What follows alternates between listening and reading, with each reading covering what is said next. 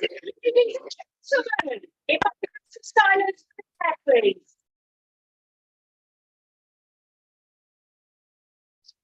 Right, good evening and welcome to this town council meeting. Hope you're all well. And right, I would like to ask the town clerk, I have to keep changing glasses, to cover the housekeeping, please. Thank you, Mayor. Just to let people know that because we have so many people joining us in the chamber today, I just want to let you know if anybody does need the facilities, they're through these two doors and to the right. We don't have any fire alarms planned for tonight, so the alarm does sound. It is a real alarm. Please make your way out of the building following the lit signs. And the congregation point is on the forecourt outside the office, if it is safe to do so. If it's unsafe, it will be over the road, but there will be fire marshals to help you in that event. Thank you, Chair. We have received apologies for absence from Councillor David Harris, Councillor Oz Kanji, and Councillor Lucy Hamilton, and Councillor Jan Bergman, and Richard Nicholson. So, could somebody propose that we accept those please? Sorry, Mayor, we also have apologies submitted from Councillor Keane. Thank you.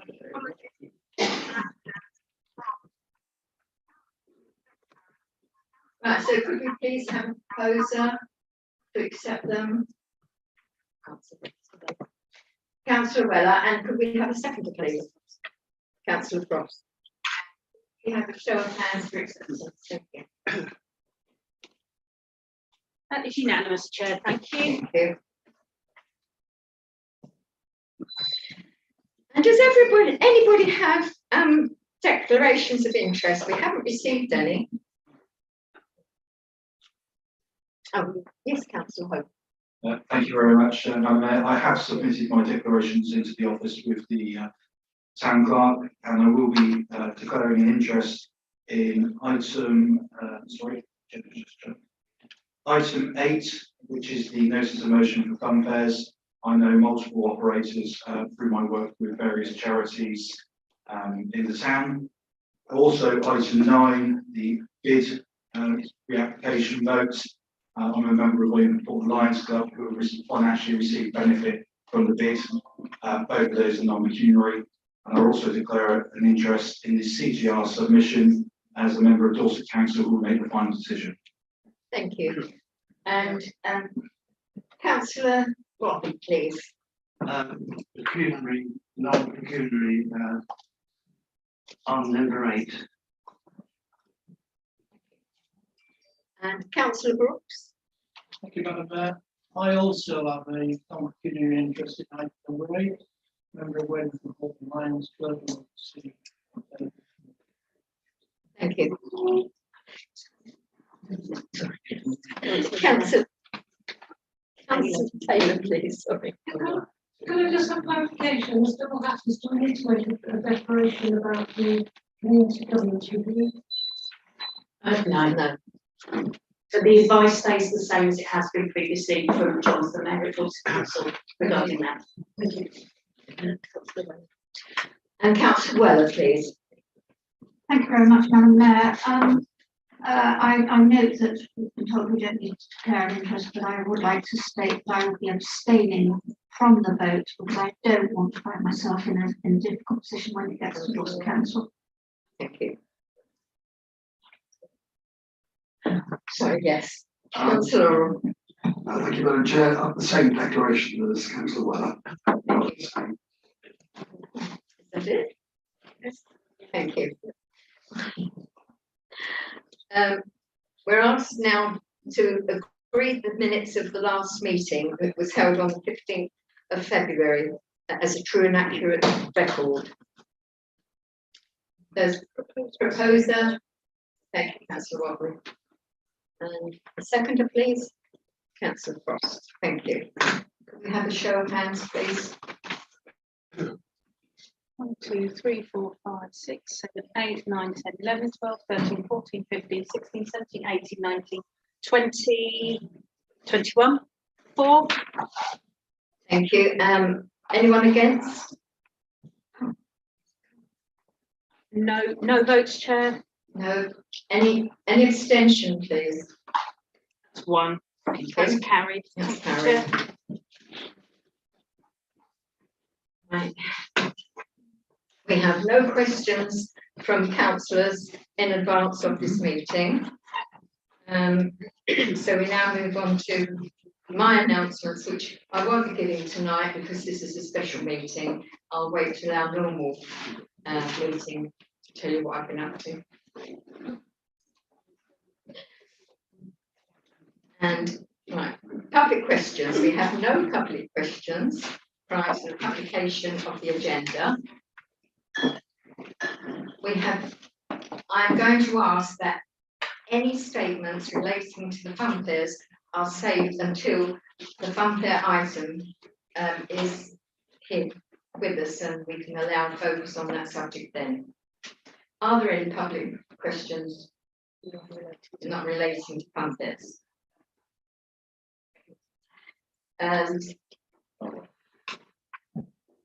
Chair, if I may, Councillor Louis O'Leary has requested to speak on the subject of community governance review, and I recommend that that is held over until that item again to allow focus. Thank you. We now move on to item 8, motion, funfairs on Weymouth seafront.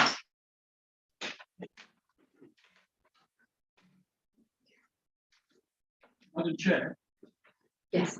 can I just, on a point of order, ask if standing order 3.21 will be applied to those? Standing order 13.2 onwards. Clark's going to check for you. Thank you.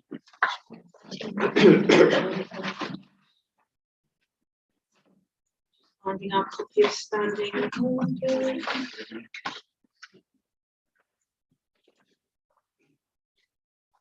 Councillor, while I'm looking for this, could you possibly read out the first one? Was it 3.21?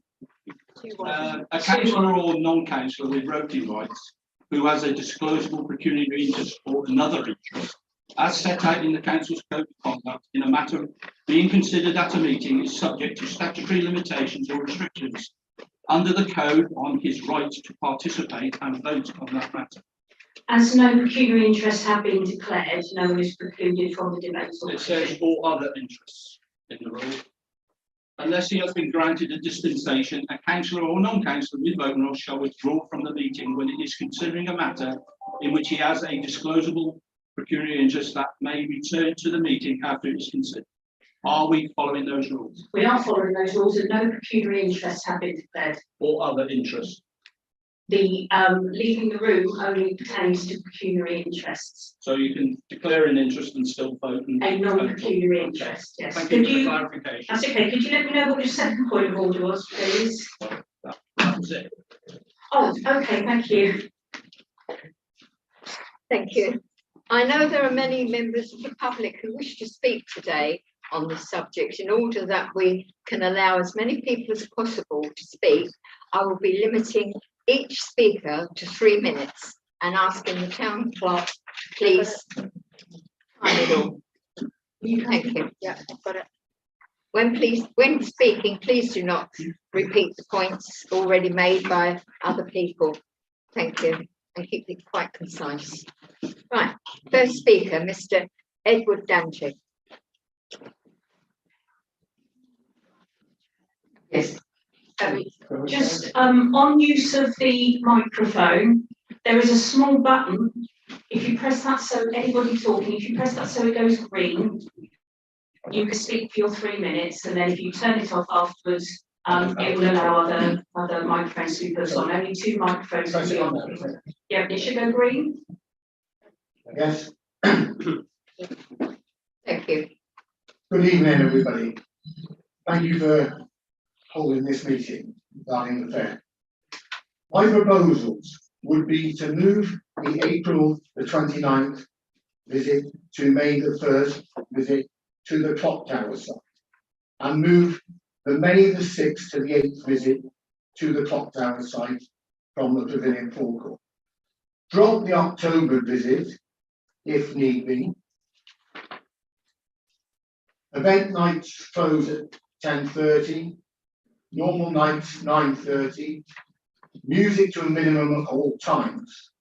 I will bring in security on the event nights.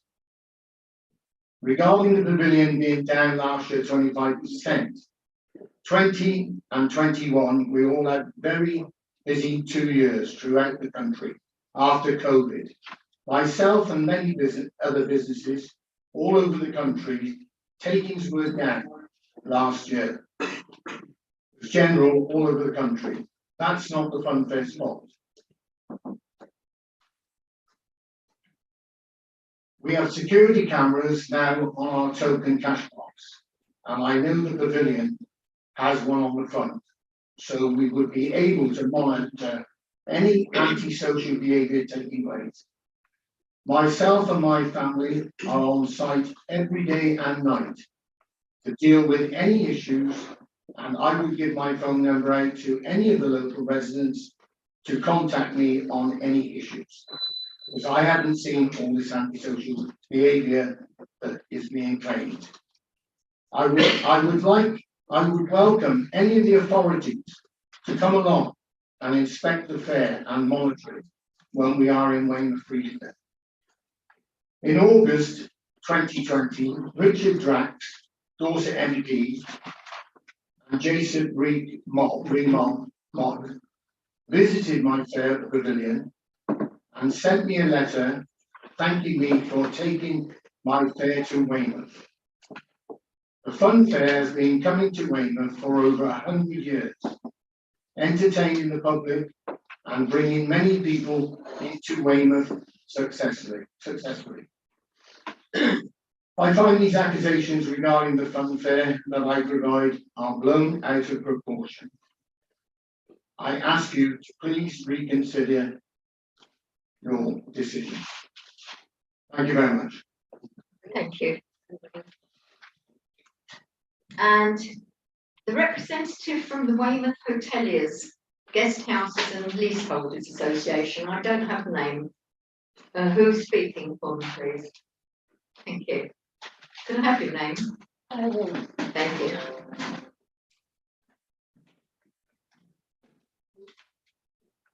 Evening, I sent you all an email, so you would have read everything what I've been looking at and discussing with all the hoteliers. Just listening to Mr. Danza, that's the first I've heard of reintroducing to the Clock Tower. I'd like discussions on that because that has not been made aware to me at all. I don't think hoteliers at that area would agree.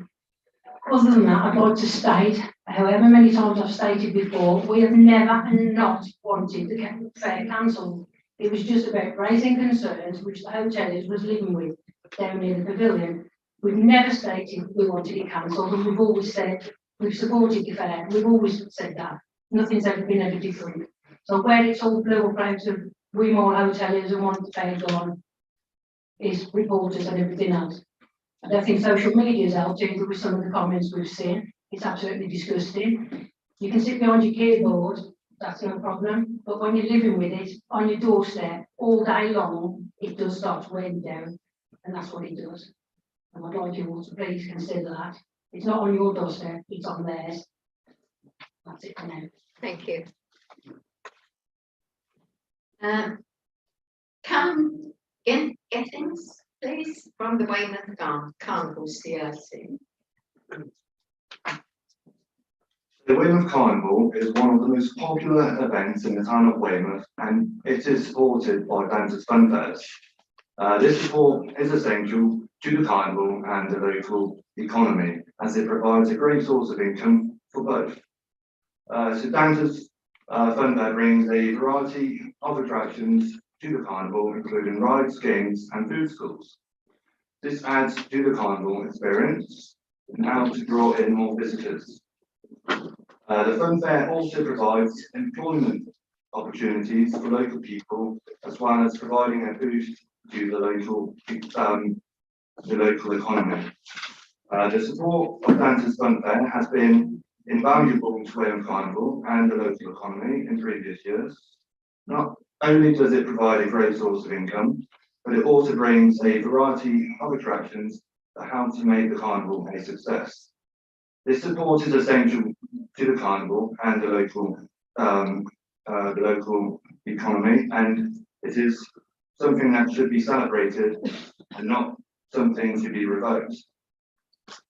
From the Weymouth Carnival point of view, we would struggle without the fun fair, as it's a great source of income towards keeping Weymouth Carnival going, and without the fair there will be no carnival. I'm sure the council would not prefer this option.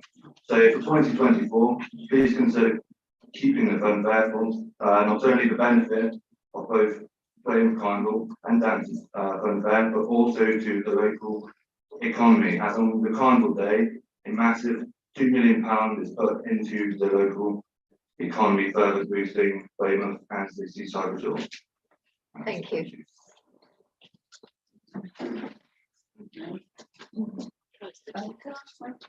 We've not had a carnival for about 5 or 6 years, so I would say that, you know, mentioning that it can be a bit. This is, we're not relevant. no. No, it's not relevant. I think you can pick up on that. I'm sorry, it's not a It's point of order. But it needs reporting.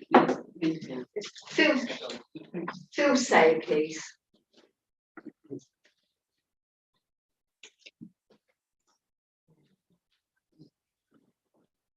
Oh, I think the mic's already on.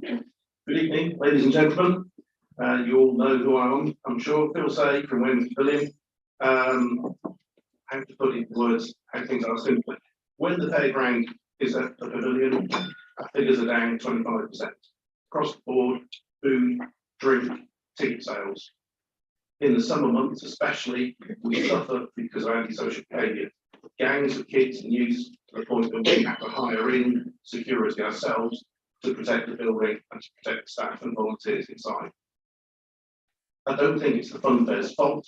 I think it's, oh, someone must have pushed the button on me, thank you. I suspect it's not the fun fair's fault. Unfortunately, it's the children themselves and the youth themselves. They seem to like to get into gangs, 30, 40, 50, 60 of them at a time, to the point that they just run feral and run wild, which is dangerous, becomes antisocial. Peer pressure forces them on to do more and more things, and ultimately we all suffer. I'd like to try and see something else there that is an attraction to families and that is an attraction that youth can take part in, but yet closes in the evening, and perhaps also something that's a lot greener that doesn't run off diesel generators. Thank you for your time. Thank you, Mr. Say. Right, could I have the speaker from our youth council, please?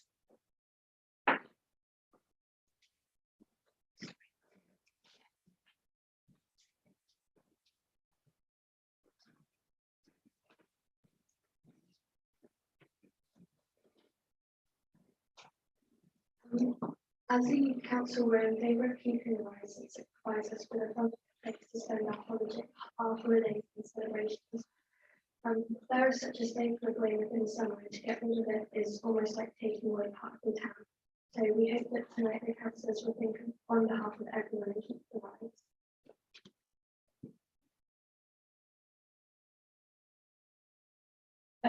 As seen on numerous Facebook posts, the public were not happy with the outcome of that meeting. One of the many comments says we need these attractions in a seaside town. Surely a large proportion of Weymouth summer trade is based on its appeal as a family-friendly public holiday destination. Another reads, don't make Weymouth boring. Stop the fairs at 10 PM Monday to Friday, 10:30 Saturday, and 9 on Sunday. Personally, I feel the fair should stay because it's such a large class building. Whilst talking amongst the youth council, we have discussed as a group options with our preference. This is because it provides time for both setting up or breaking down equipment and still ensures Weymouth retains its fun that we know the public love. Thank you. Thank you very much. Right. Jeremy Way, please, from Weymouth Rotary.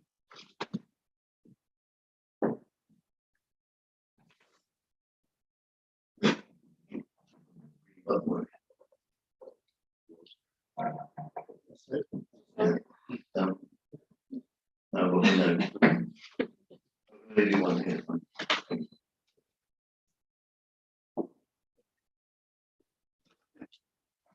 Technology.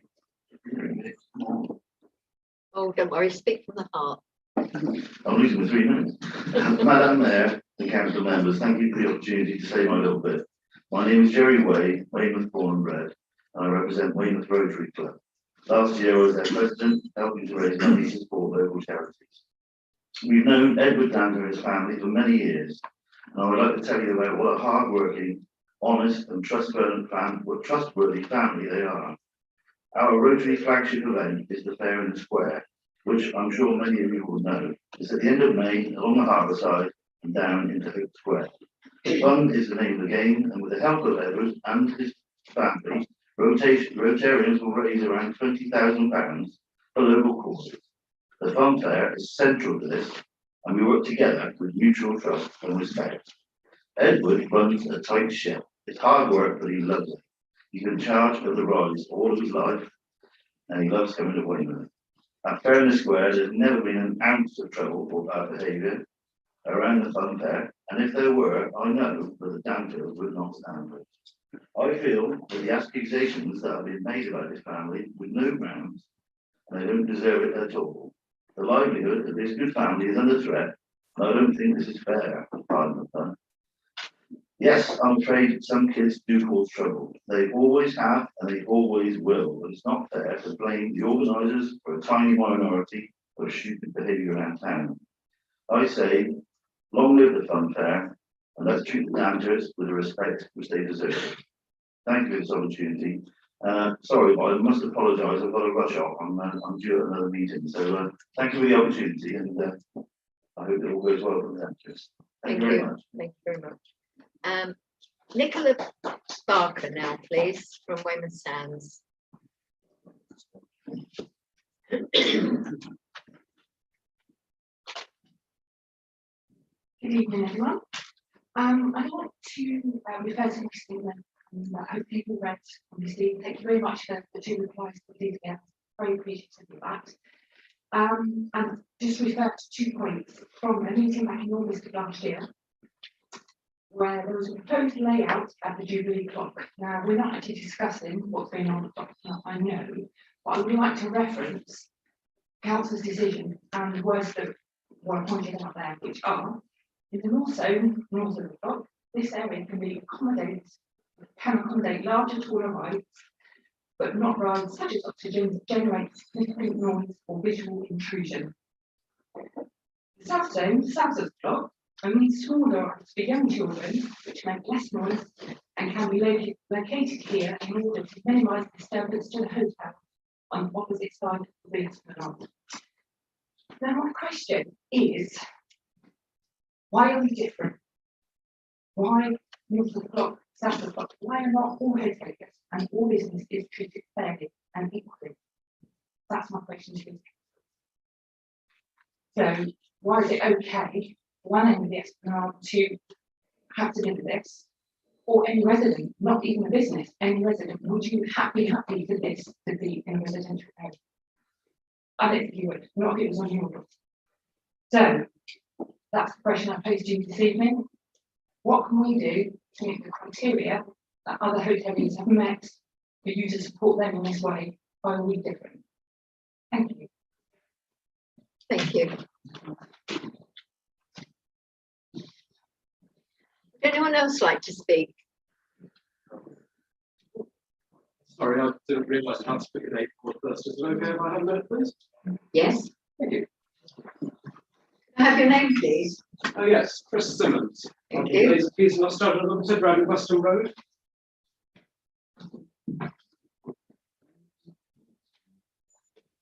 Thank you. Thank you. So I just wanted to come on tonight to, I mean, when I read that in all the Echo, I thought it was a bit strange. The idea that the fair has been such a big part of the town, that it's such a massive tourist draw, that it was being considered being reduced significantly.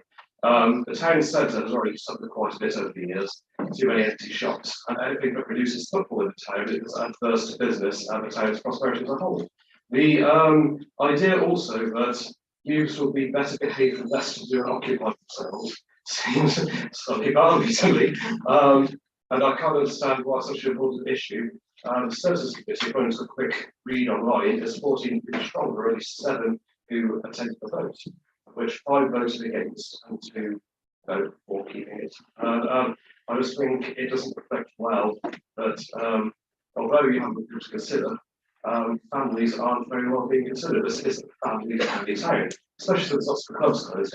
You know, there's a lot less gangs of people running around to get drunk, there's a lot more families, which is nice. There's a lot more pleasant, and if we want to keep coming, we have to keep providing for them. I know a lot of customers who come into my shop come down annually for the fun fairs, so their kitchen would be occupied and staying for meals. And in this case, because it's in the public tourism, if we lose so much of their time. I also have a note from one of the former Waverley Carnival chairpersons saying how wonderful the fun fair operators were in previous years, Alliance of Monday, who says that they were absolutely brilliant to work with, very focused on health and safety and security, and she thought it shouldn't be his concept. Sorry, I didn't put people off. No, that's fine. Thank you. Yes, please. Yes, please come forward. Thank you. Can I have your name, please? Frank McWilliam. Thank you. Right. I think I'm the only outsider here. Because I live 40 miles away. And I've been coming to Weymouth in Bournemouth since I was about 5-year-old. You must be crazy to get rid of it as an outsider. Because you see happy families, you know, oh, I've got a Weymouth camera. I can see how Weymouth did this morning in the snow. So if I can't get down, which happens, I'm down once a month. Just go in Portland. Do my digging, too old now. But the attitude you've got of families coming down, stealing children laughter. You know, I'm too old to go on the right, sadly, and I'm too overweight as well. But you must only saw this afternoon on the website. I thought, I've got to come down. The only thing, I phoned up the council, there was a park department to find out a bit more. You do a great job. You keep the place looking lovely. I said, well, did you get there? I come from Glasgow. You don't know who I don't know who like this one. My God, I can tell you a few stories about that one. I went in the taxi business as well. And I worked for Shearing's Hotels. So I know about how hoteliers feel. You know, but with it, as I said, I just can't believe you're going to get trying to, it's well run. You know, actually, the only thing I found, and I've got the councillor here, I believe he's more in charge about this, I believe I'll blame the council, is a parking meters. They don't work. I've been self-employed. Excuse me, sir, that doesn't come under us, this council, it comes under a different. Yeah, but you want, I know, I'll get on to them, don't worry. I've also let you come into here, so I can fix the damn things. But, no, you want people to come down here. And it's there as part of it. And it's, you might want to do maybe a little quirky thing, but it's well run. You know, cost a pretty fortune in machines. But that's life, that's what I'm down for. You know, as I say, I'm told to the vote now. It was just a fact. Think about it long and hard, because you'll destroy the town, because that's what attracts a lot of people. It's entertainment, including the pavilion, by the way. You know, the COVID thing did a lot of damage. The people couldn't go anywhere. And they're only now starting to get back to doing things again once the weather improves. But I just hope I can come in 40 miles to, I think it's worth it just to try and save the damn thing. Thank you very much. Yes, sir. Yeah, Gary Smart.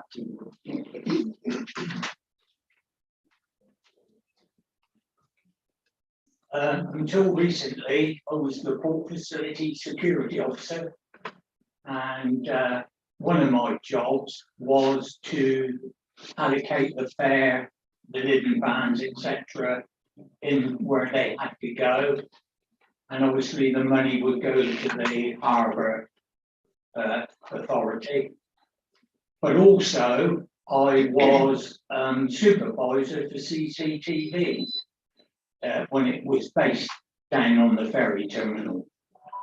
And I can assure you, when the fair isn't there, there is so much antisocial behaviour at the back of the pavilion and up the pleasure pier with, I would say, teenagers sniffing those little canisters and drinking, and also the boy racers. My team were often have to go up the pier, especially in the summer months, to clear up glass, broken glass. Okay, Thank you very all. much. I just want to put my point over. Thank you. Blonde lady, sorry. This lady, Thank you. Louisa. So I started a petition on Facebook only a couple of days ago, and we've already got several hundred signatures of people all want to give the fun fair.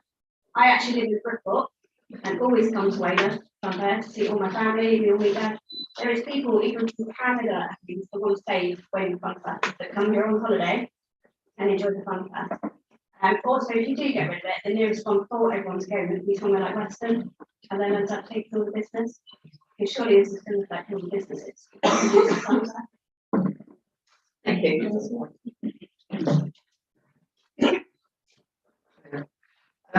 I basically go to the fair, or I've lived in Surrey the whole of my life. I've been going to this fair since the age of 13. I've watched the groups form myself, not been part of the forms, but I've seen groups. Personally, at this moment in time, with the fair issue, it doesn't seem to be the Downton Fair that is the issue. There are two fairs that go to the Pavilion site, and I've been to that fair as well. And that fair was going to 11:30, and they were literally going to pack up and go to the steam fair from them. This is 11:30 at night. They've driven off. They've left their fuel canisters, their mess, they're not. But then the other fair people are getting blamed for this. As for the music, I'm deaf. I don't hear a lot here myself, but I do hear other things in Carlton Road North where I actually live. I've been woken up by Iron Man, but I've never been woken up by the Downton Fair music. I've been woken up by motocross. I don't personally on motorbikes, but I hear the motorbikes from my front living room window. But I don't hear Downton Fair. So it's a bit of a, you know, the music is not loud. The only thing I hear when I'm downtown is Alley Gardens, or I hear people in the guest house who are professional Michael Barry, you know, good singers in there who are not good singers. That's what I hear. But I do not see any antisocial behaviour coming from Downton Fair. And I'm one for my vote for that to say, because my kids love it and so do I. That's my 3 minutes. It'll be done. Okay, thank you very much.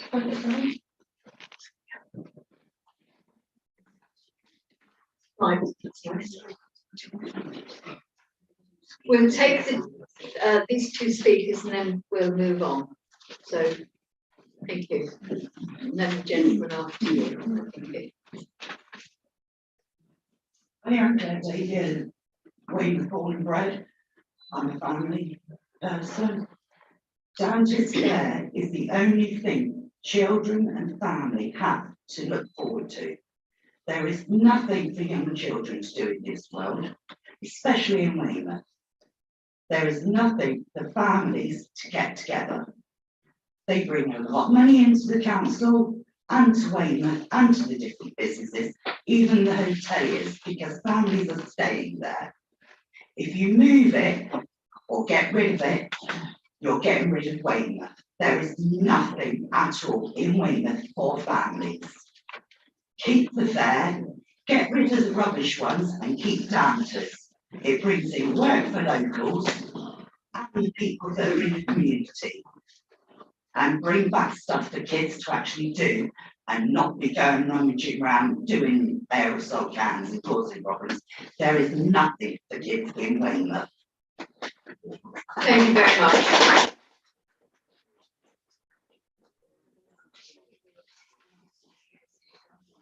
would you like to come forward, please? And your name? John Holland. Thank you.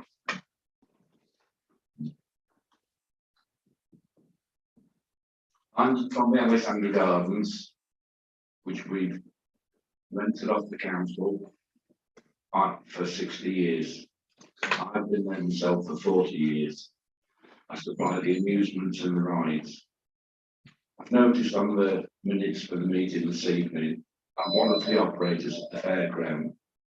I've noticed on the minutes this evening that you've put it down to one operator, which I think is a little. I've operated on there for 20 years. I operate the amusements just adjacent. It does cause problems to the guest houses. It does cause problems to the pavilion. I know because I operate 364 days of the year in Weymouth. I do know the troublemakers and I do know who not to attract. It does attract them, but they stand around in the outside causing Devonshire buildings problems with the noise. The pavilion is really just at the back. You saying that you're going to do this for 6 weeks, the main 6 weeks of the season. There's people in the pavilion and there's people in the guest house because there's working now to get ready for the summer. As soon as it comes to any money about, you'll have a fairground in town. My cousin operates the rides on the beach. He's got extra rides this year, and he feels in the same way that it's just unfair. That's it. Thank you very much. I'd like to pass over to Councillor Luke Wakefield now. Thank you very much, everybody. So I'm the proposer of this evening, and I'd like to make a few remarks to start with. So firstly, the fun fairs on the forecourt do make a significant contribution to this council's budget and also Dorset's budget. And if we want to deliver nice things for residents, such as the coronation weekend we've just agreed to spend money on, we've got to pay for it. There are only two ways for us to pay for things. One is to tax people more, or the other is to generate some income. And I'm pretty sure the residents don't want to be taxed. Currently, for every £3 we collect in the precepts, we spend £4 on services. And that extra pound is the pound we're making from income, be it beach concessions, be it fun fairs, be it cafes, all the channels of income we have. So we're making good value for your money by having these things. And if we block income like this, we will have to make very serious decisions, either to cut services or to increase tax. We have to balance the books at the end of the year, however we do it. This is a popular resort, and it has been since 1790s, I think. That was King George III. Thank you. Howard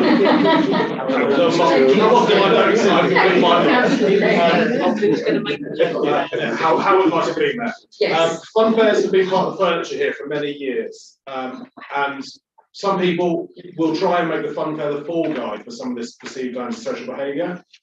But we are aware it happens when the fair's not there, it happens in other areas of town. And generally in society, there has been an observation some people are behaving worse since COVID. I'm not saying it's COVID's fault, but maybe being locked in, not socialising normally has actually affected society and not in a good way. So we have to bear in mind that there are issues and they're not all related to that. Visitors make a choice coming to Weymouth. There's a whole lot of places they can go.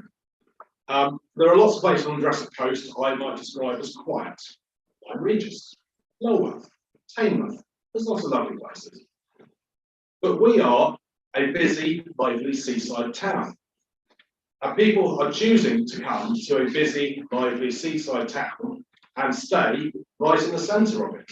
We do also have other hotels that are not right in the centre of the resort, but people are making an informed choice there. And I think expectation-wise, there is a bit of give and take here. You cannot expect to come and stay right in the centre of a busy resort and it to be dead quiet all day and all night. The fair does provide an outlet for young people's energy, and we've heard people mention that tonight. There's not a lot left in our town for them to do. We've lost things like the bowling alley. Youth club budgets have been cut. After school clubs have been cut. There is very little left that young people can do, release some energy and not cause trouble. And to remove one of the final outlets may actually increase antisocial behaviour. And I think we have to bear that in mind. We do get crowds. We are a popular place for people to come, especially when we run a late night event on the beach. There can be tens of thousands of people present. And unfortunately, when you have a large crowd, there can be a very small minority that cause problems. And the question is, are we going to allow a small minority to ruin something that thousands of people enjoy? Or do we look to put mitigation measures in place where we can try and provide that activity for people, but try and reduce the troublemaking, the small numbers? Now, I'd like to acknowledge I have took 5 pages of notes during the public speaking tonight, which is some kind of record, I believe. So thank you for everybody who has come and spoken.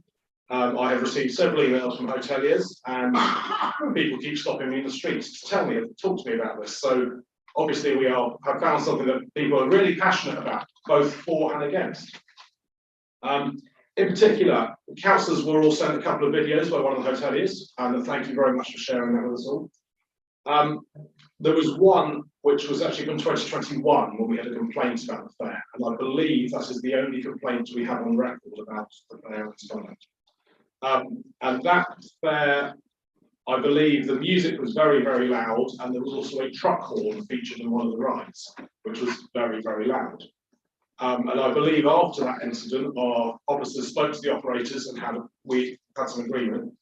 And the other video was from this summer, and notably you can't actually hear the music during the video. There's about 10 clips of different parts of the fair, and the music has definitely been wound down a long way from where it was 2 years ago. So this is an example where we've listened to people's concerns. We've worked with partners, including the fun fair operators, to try and put some mitigation in place. What you can hear in the video from this summer gone is people having fun.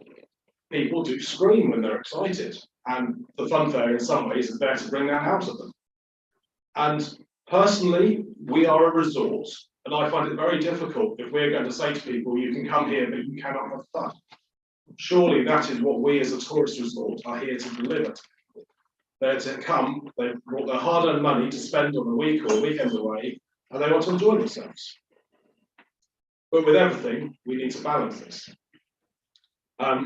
In the video that has been circulated, I don't think we can show it because it features young people and we don't consent and things like that. There are a couple of incidents that are less savoury, particularly late at night. And as I said, there is always a small minority that will try and ruin what's everything. And it's a shame. The one thing I will note is in the video, you can see Dorset Council's youth workers are on scene. You'll see them around, they have bright yellow backpacks, and they are intervening with mixed success, admittedly, but there is support in place, and maybe we do need to speak to Dorset, who are a partner of ours, about whether they can have more proactive measures in place on some of those nights. So I'd like to thank everyone who has contacted me. I've also, personally, I think many councillors have received some alternative ideas, and we have said, the fun fair doesn't have to be there forever, but I'd be very loath to cancel it completely until we have something alternative available, because it is one of the last few activities we have, particularly for younger people. So thank you to the people who have sent ideas in, and if anyone else has any ideas, something new, something that's maybe 21st century, that we could look at as an alternative, please keep talking to us because we are interested. So to move to the recommendation. The recommendation is to bring back the dates that were previously discussed as services, and I understand there will be an amendment to that. We've then looked to put some mitigation in, and this is one of the reasons I felt compelled to bring this back is because services never discussed mitigation. They just were black or white, yes or no. And I think looking at the room tonight, we do need to find a compromise. We need to look at options, and we need to find some compromise where we can try and meet people in the middle. So the first thing we've put in is an earlier closing hour. We've put 9:30. The reason 9:30 is because that's actually when the sun goes down. In the summer, from May to July, sunset is between 9 and 9:30. And then it's dusk, so it's still quite light for a while after that too. So by setting that closing out at 9:30, by the time people are ready to go to bed, because rarely do you go to bed before sunset, even in summer, the spa will be closed. So for residents, for hoteliers, and the people that live there, we are setting that bar that wouldn't, on non-event nights, I will add, but we want it to close basically at sundown, and therefore when it becomes evening and night and people want to go to bed, it should be all quiet. And on the event nights, which is basically when we have fireworks, we know that's going to attract a big crowd. The fireworks, of course, we cannot use until it has gone dark, because they just don't work. So the fireworks will be after dark. We are giving the funfair an extra hour, but we're going to also ask that the funfair operators provide security on those nights to help control their area. And as I said, we will try to work with partners to try and make sure there is better support from youth services down on those nights. And that is about all I have to start the debate. So I'll hand back to that. Councillor James, please. Oh, thank you. You have to excuse me, I have written some notes down because I'm not going to remember everything I want to say. But I think we all received Mr. Say's email, and it sort of certainly changed the full picture for me regarding all of it. So it's a very full and frank email to all members, which for me puts a different slant on things. The quote by there's a proposal on this recommendation regarding having one operator because of the noise of setting up and picking up and everything else, I think is quite funny, because noise has been one of the biggest issues of this whole debacle. So I think that's a bit naughty to try and fit that in. The impact it has on the pavilion cannot and should not be ignored either. Those of us who recall from the old days will remember the debacle on who should take on the pavilion as opposed to closing it. We should be thankful that Phil and his dedicated team came to the rescue. He makes a good case for the pavilion and the fact he's had to provide security regarding the health and safety of his employees and those using the pavilion. The noise issue, I just mentioned that, stating that that's one of the reasons to keep one operator in place. I don't recall that ever coming up before. But I do, however, remember when the funfair was less problematic, and I'm not saying all the problems have come completely from funfair. My own children, who are now grown up, used to go to funfair. In fact, one of the speakers probably remembers going along with one of my children at the same time. But if we had a different operator on there, which we've heard from Ms. Holland, I'm not sure that any of us realised there were different operators, because the transition from one to the other must have been done really well, that there was no noise and no problems. I agree with all parties that have been mentioned on Mr. Say's email have to be fully consulted before we do make any decisions. Otherwise, it will be unjust for this council to do anything different. And I will ask, how come there are no police present tonight? Because this has been a problem that I believe the police haven't taken enough of a hand in dealing with. And there is nobody here from the police to represent them to give us their opinion. We're urged to look forward, which we must do, and we know we need entertainment, not only for locals but for visitors as well. But I will say that holidaymakers do not necessarily come to Weymouth for a funfair, though it is a bonus. They come for all the other things we have to offer, such as a safe sea and beach, the Nose Pool with everything that they put on, the surrounding countryside, the Jurassic coastline, and the harbour, and the many water sports that are on offer in this part of the area. The suggestion of family-friendly activities, we've just heard that anyone that wants to come up with some other ideas. So family-friendly activities were put forward, green and healthy, and this should tick boxes, especially that we have a CCE group who say they are keen on green issues. We have a large roller skating fraternity in Weymouth, and I'm sure they would love somewhere outdoors in the summer months to skate. So that is a really good suggestion. The next point that I want to make are down to budgetary restraints. I also minded to agree on the toilet issue, because providing toilets is not a statutory provision for the council to do. And as I raised the topic of community toilet schemes at last week's services committee, to be told by an officer that businesses are not interested, but that if people need to go to the toilet, they would hop into a pub. It seems very contradictory that we are happy to spend taxpayers' money on providing toilets, which doesn't include in the report the damage, repairs and everything else. So we can save a considerable amount of money by not providing toilets. And we could actually ask the bid or partners to work with us, maybe promote a community toilet scheme. Councillor James, no, you're getting off I'm not the subject. No, I'm not. This is to do with the funfair and money, because money is part of this. So please let me. Nothing to do with the toilets, please. It is my right to Speak to the as subject councillor. or. I am. There are several other things that I'd like to say. There was a comment regarding the youth council offering 2 days in Ocean. I think that is a good idea, and that I'm hoping the youth council took that on board, and maybe that's something they can do. There has been one complaint regarding environmental health, again, which I think is a bit disingenuous, because not everybody will complain directly to environmental health, they will complain to a council or councillor. We've been sent footage of the antisocial behaviour, where you say somebody was breaking up a fight, and I didn't realise that the youth workers, I don't know where that came from, but if it was a youth worker that was breaking up a fight, it was quite appalling to watch, and it shows Weymouth in a bad light. We hear that young people want things to do, and I completely agree with it. But at the end of the day, the vandalism that happens, and I'm not saying it's all down to the Funfair, it's happening, it's down to the council taxpayers to pay for those repairs. So there will always be an element of young people that no matter what you put on for them, are not going to be interested. But I do agree that we do need to have things for them. The excuses that the antisocial behaviour is nothing to do with police or anybody else, or doesn't happen on the building or is not good enough, we should all be concerned about it.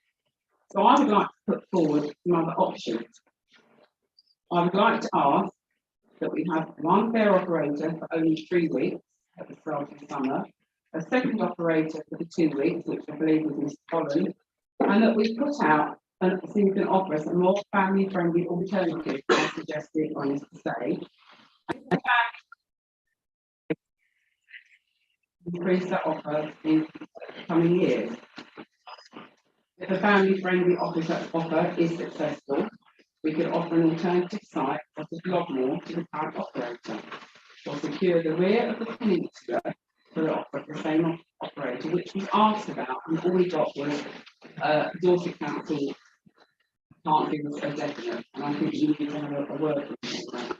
And the other 3 points I've made, it's about income generation, which has been mentioned, and that is not spending money on the toilet, work with the business partners to promote the toilet scheme, and encourage one or more of the Holland parks to use the Esplanade as they used to do. Those are alternatives for income generation if we are going to do an operator on the pavilion forecourt and lose money, as has been suggested tonight. So I'm sorry, it is relevant to this whole debacle. That's all I've got to say at the moment. Thank you. Thank you. Now it's Councillor Rose, please. I'm going to keep what I have to say very short. I'm going to start with an issue that has happened since our last meeting to this topic. There was a problem that came up. It involved people in the media spying in my private spaces in order to slander me to the public. Although that article has been removed, I found it very toxic and unprofessional. No one deserves that sort of treatment, and I felt that needed to be said. On the fairground rides, I'm an elected representative specific to the area of the hoteliers, guest houses and pavilion. I will, of course, give residents in my ward support. I know they never intended for the fairground rides to go completely, but I do know that they need compromises. Maybe a period of respite, but certainly not increased days and ride sizes. That's all I have to say on the matter. And by the way, I expect an apology from the person who wrote that article. Thank you. Councillor Lambert, please. I was one of the two who voted in favour, voted against, I forget now. But basically to keep the fun fair at the last meeting. I didn't cover myself in glory that night. I got a bit sidetracked talking about my views of the greening of Weymouth. And didn't keep to the subject, and the chair of services quite right shut me down. He shut me down before I came to my point, was that we do need to compromise. Now I found myself in a very difficult position in that I did not want the fun fairs to go. It was clear that it's inappropriate for them to be at the pavilion, because it's causing so much trouble for the hoteliers. So in fact my vote was in order to try to show that there was an alternative point of view. Now other councillors have taken up the baton, and that's why this has been called in and why we're having this meeting tonight. I'd like to thank anyone here or watching us who has contributed to the debate. We as councillors have been sent great deal of information, and I found it very interesting and helpful. I won't go over all the details of it, but my feeling is that we as a council must make some compromise. It was pointed out that 40% of the days between the end of April and we're going to have fun fair in place. That is surely too much, in my opinion, given the problems that have been outlined by the hotel owners. I felt at the last meeting that the debate was rushed, and I know that I didn't help there, sorry, that there wasn't enough time, there was a meeting to follow, and we didn't get down to the nitty-gritty of the consequences of our decisions, as has been pointed out by and I regret that. Now, I don't know that we will go that far forward in intervening a couple of weeks. One of the problems is that when this is previously to find alternative sites, and I do believe that we should go back to DC or City Council and ask again about the Swannery. The excuse that we might damage the tarmac is not good enough. We could equally damage the tarmac outside the pavilion. I don't see a great deal of difference, although historically there may well be underneath the tarmac. But there are other sites that we have not yet explored. For example, what about for this year to overcome this problem? What about North Quay car park there? What about as an alternative, the car park outside here, which is not opposite any buildings at all?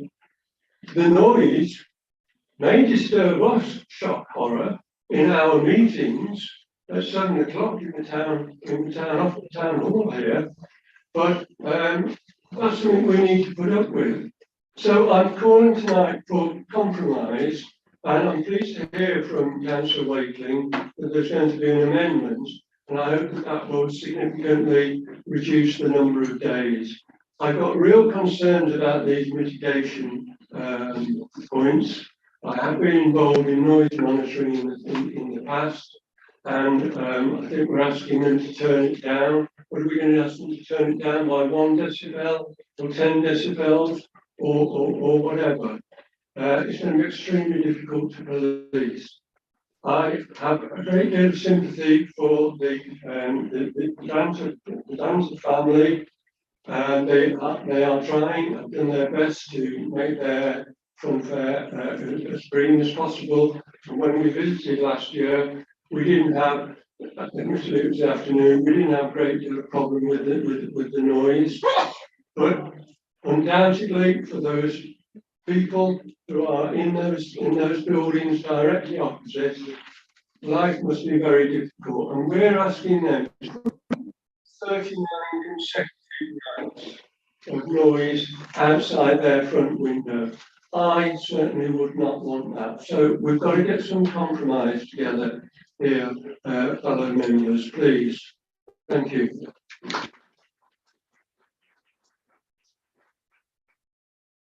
Councillor Dickinson, please. Thank you very much, Madam Chair. Members, firstly, I know that within the campaign by Councillor Wakeling and Councillor Home, there are inaccuracies. No one is against fairground rides. But what the committee twice had a problem with was where. It was agreed that the fair could be located by the clock during the April half-term days with restrictions. But the other dates and sites, no consensus could be reached. So the item was deferred to allow officers and councillors to look for other sites. So at the next meeting of the services, officers gave their report. Still no consensus could be reached. Members were then asked to vote on Appendix C. It fell. During the debate, Chairman Councillor Hope admonished Councillor Roos when she felt we had not been given enough options. As the Chair said, we had had months. So this, I feel, dispels Councillor Wakeling that we had not looked at all the alternatives, because we had been looking for months for alternative sites. The motion before us, which I cannot support, will be the third time that this council will have looked at this. Putting money before locals, the businesses and welfare is something this council should not be contemplating. When I became a councillor, I pledged to stick by my principles and promises, as I have done all my working life. So I will not be pressurised or intimidated into changing my decision. In previous debates, when Councillor Weller said there is nothing wrong with the Bucket and Spade Resort, I agree. The motion also states that fairground rides help reduce antisocial behaviour. If this is the case, why does the pavilion have to provide security for the staff and visitors only when the fair is there? Why is the operator willing to provide security to patrol the area? I have to say, we all know this town council's record on supporting businesses. I just asked anti-vibe. In conclusion, councillors, I feel there are three issues to consider.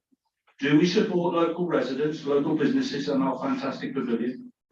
Do we not put money before welfare of residents? Support the decision of the Services Committee members. Thank you.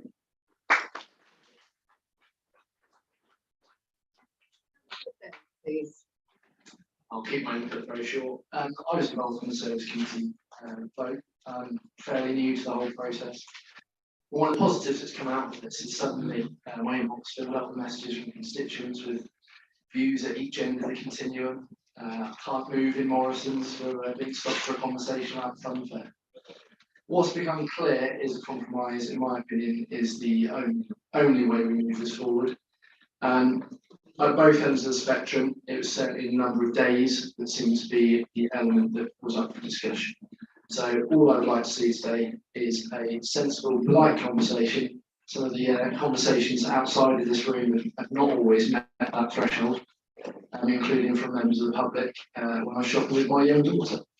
So it'd be nice if we can proceed with sort of common courtesy and just consider everyone's involvement in this. And I think the element I would like to see is the number of days, and so that all parties reach a sort of middle ground on this and we can keep everyone as happy.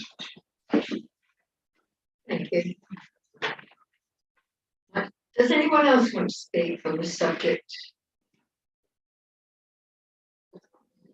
Councillor Old. Yeah, thank you. I came to this meeting with as much open mind as I could. Again, hearing lots of different views from the public, and the common theme here is the imperative to look at some sort of compromise, and I think we should aim for that. We heard there some of the hoteliers say they didn't really intend to shut the front door down completely. It's just stopping some of the excess. And the fair point of why is it okay to have a large structure on one point of That's a good point well made. So looking at the compromise conditions in the resolution number 2, it's reducing volume levels. I think we need some kind of objective measure of that. It's kind of rather subjective at the moment. We need to quantify that so we reduce it to a certain decibel level. So there's no doubt about it. Also, there's a concession point, which I think could be rather crucial, is the choice of rides to be decided by the board members and the chair of services.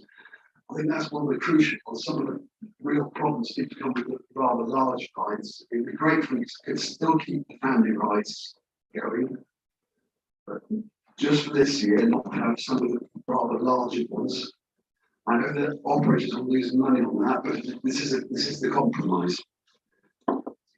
Bring down the scale, because it's the big rides that cause very stagnant and blocking views and causing a lot of noise. So if we scale down some of the rides for this year, with the hope that next year we can expand again behind the pavilion, assuming that the development puts it stand. Thank you. Thank you. Councillor Gray, please.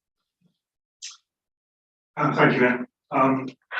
I've got 3 questions. I'm not sure who's going to answer these, but I've been listening to the debate.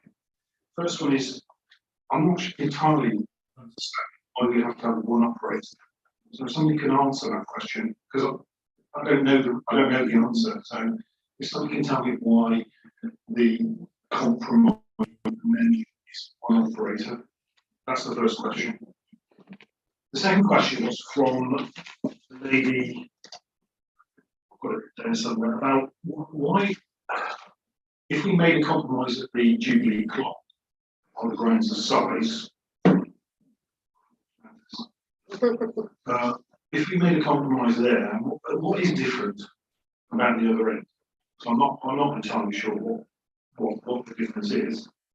And then the third question is one that Councillor James brought up, which is, I'll try and put this politely, what about the police do? Because if there is, are we not requesting additional patrols or even the CSAS officers, which this council pays a lot of money to participate in a CSAS operation?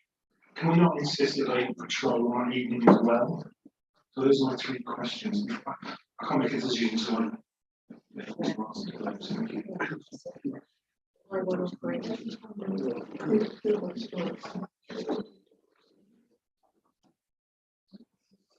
Trying to find out who wants to answer. Councillor Gray, with regards to CSAS officers and police, I do know that the resort team have already started conversations with CSAS officers because it was discussed at a previous services meeting about having them on it patrols during or patrols where we want them, when we want them, and also there are ongoing discussions with Dorset Police.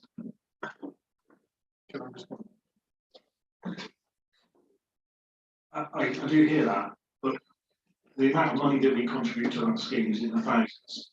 I don't want to request, sorry, I want us to tell them when we want them, which is on the nights of the event nights, at least the minimum should be the events nights, all nights, plus maybe the weekends. So can we be a bit more demanding? So if I could just come in on this, please, Chair. Both the police and CSAS schemes are demand-led. And the feedback we've got from the police and CSAS is that they do not have the reports of antisocial behaviour related to the fun fair to mean that this moves up the priority to other areas where they are getting the reports. So what I would recommend is that any instances of antisocial behaviour in the town, whether they're related to the fun fairs, to parks, to whatever, people need to report those through to the police to help inform the intelligence picture, because with limited resources, they are targeted to where the police know the issues are, and the way they know where issues are is the amount of reports they get from the public. I can talk to the CSAS officers, I can do that to their manager tomorrow. I do need to check what time they work till in the evenings, Because my understanding is that they don't work up until sort of 10:30. But I'll talk to officers at Dorset Council tomorrow about that, or Friday about that. Thank you. And yes, councillor Wakeling. Thank you. I can sort of try and answer your first question as to why we've changed it to one operator. That was a partial compromise because of some people have highlighted the coming and going between rides and set-up times and their noise. So that was put in here to try and mitigate against that, but the people wish to amend it, and we're welcome to. But the reason was to try and stop this ride. As you say, nobody sees them happening, mainly because it happens overnight, the ride changes. We wanted to try and limit that. That's the reason why it was done. Thank you. Councillor Norton. Thank you. Oh, that's a bit loud. Yeah, picked up a couple of the points I was going to make, particularly the one around police. I understood that the police had no concerns. I think we've got to tell them that we are concerned that the public perception is different. And I agree with what Councillor Gray said, that we need to press for them to respond. That's not a reason for not having the fairground, though, to me. Also, I'd like to say that the three operators provide variety, and variety is important. I think there is a need for big attraction rides, because that also brings people in. So I would look for the compromise to be around the number of days. And I believe that the number of days last 20 years has varied. I think numbers of 71 were previously achieved as a maximum. This is 71. Some slight reduction in that by 10%. I prefer way forward, but I'll let the amendment from. That's all I have to say. Thank you. Thank you. Councillor James. I just wanted to come back on what Councillor Gray said about the police, and what we just heard. I think one of the reasons people don't report these is it takes so long to get through. And it's funny now, just this weekend that's just gone, we've had the young farmers back, first time in years. I was in town Saturday, I met a lot of those young farmers. They were out having a good time, not causing any trouble. There was an abundance of police. So the police come out because they suspect there will be trouble. There has been trouble in the past. If they can come out for the young farmers, and we know that we're getting all these complaints regarding the antisocial behaviour surrounding what happened down at the pavilion and that those sites, then why can't they come out in abundance for this sort of thing? And again, I agree with Councillor Gray, we should be telling them that we want them to come out because we've had them, and they should be visible and they should be around, like they were last weekend. Thank you. Thank you. Councillor Huckle, please. Thank you, Madam Mayor. We've been told there's an amendment. Can we now hear it? So hopefully that may be something towards the compromise. Yes, we're just going to hear from Councillor Hope. Thank you very much, Madam Mayor. I want to start by echoing some comments that have been made already in the chamber. And that's first of all to thank everyone that's taken the time to send correspondence in to myself. I've been inundated this week with messages both from local businesses operating right beside the pavilion, those across the town, and residents in my ward. One of the points I think from this whole discussion we've had via services is a fear of increased days. So I want to put the council straight on this and to say that throughout the operation, we have gone from 71 days previous 2015 down to around 64. There was a further reduction during COVID, and that's because government restrictions prevented operations at the fairground so they couldn't arrive.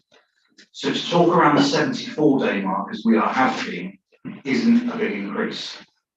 However, one of the operators has came forward and said he'd be happy to reduce. One of the other pieces of information that's been discussed tonight during the debate is the video footage that was sent to councillors. Now, I watched that footage, and I did go back to the person who sent us the footage and ask a question that wasn't responded to. So I've done some further investigation.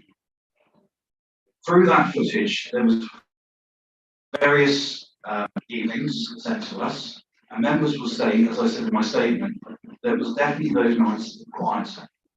But the one night that showed the antisocial behaviour and the outbreak of the fights was a firework night. So if the rest was quiet, and the only night we saw this evidence of increased antisocial behaviour was the firework night, are we not to blame as a council for providing this event that brings in the antisocial behaviour? Not the fairground. The other points I'd like to make on this is the fact that with the footage that was sent, I thought to myself, I'm going to spend some time now. So I started looking on YouTube and Facebook and other social media at ever footage that's around at the fairgrounds. And all I could see was background, what I could hear was background noise, screams, laughter and enjoyment. And that is by our residents here in Weymouth and our visitors alike. Now I understand there was another video that was sent, and the video to members today, and that depicted a scene of a bonfire night with one operator that set up on one evening. And that music, I have to say that was not one of the operators that are present in this room this evening. But that music, yes, was antisocial, and the way that fairground was ran was antisocial. That is not a reflection on either of the operators that are here this evening. But Weymouth Council acted. It listens to that one complaint that has been received and is on record. We're also being led to believe by correspondence from our town clerk that environmental health have no evidence of complaints in regards to fairgrounds operating. And we can see that the operators that are here this evening both run very good professional businesses and listen and try to work with us as a council and the residents in the area. Compromises and relocations were sought. We cannot use the Logmore Country Park because there was fears that the noise and the vibration from machines could cause severe distress to the animals at the Sea Life Centre and possible death of some endangered species. That's not something I'm sure anyone here would want to see. We can't use the pavilion car park because there's building works going on. The council have been saying there's going to be building works there for a long time. I personally think they won't want to resituate thereafter, but that's discussions we can have further. But that will come at more of a cost because the parking spaces are more condensed, meaning it will be a higher loss of revenue on the space, so it will come with a bigger price tag. But that is a discussion that we as a council can have with operators and also council in future years. The Swallery car park, we're told that the ground isn't stable enough to hold the larger rides, again with the vibrations and the weights. Who are we to argue with structural engineers, those that don't understand this area? However, I do realise that this isn't what everybody wants, and that is very apparent by the correspondence we've received. And I do feel that the conditions put around the clock could seem unfair to those at the pavilion. But those are pressures that the committees, the services committee previously, on not a unanimous vote, there was those against, voted to agree to. Those level of compromises were never pushed forward via this debate by hoteliers or any of the businesses in the area.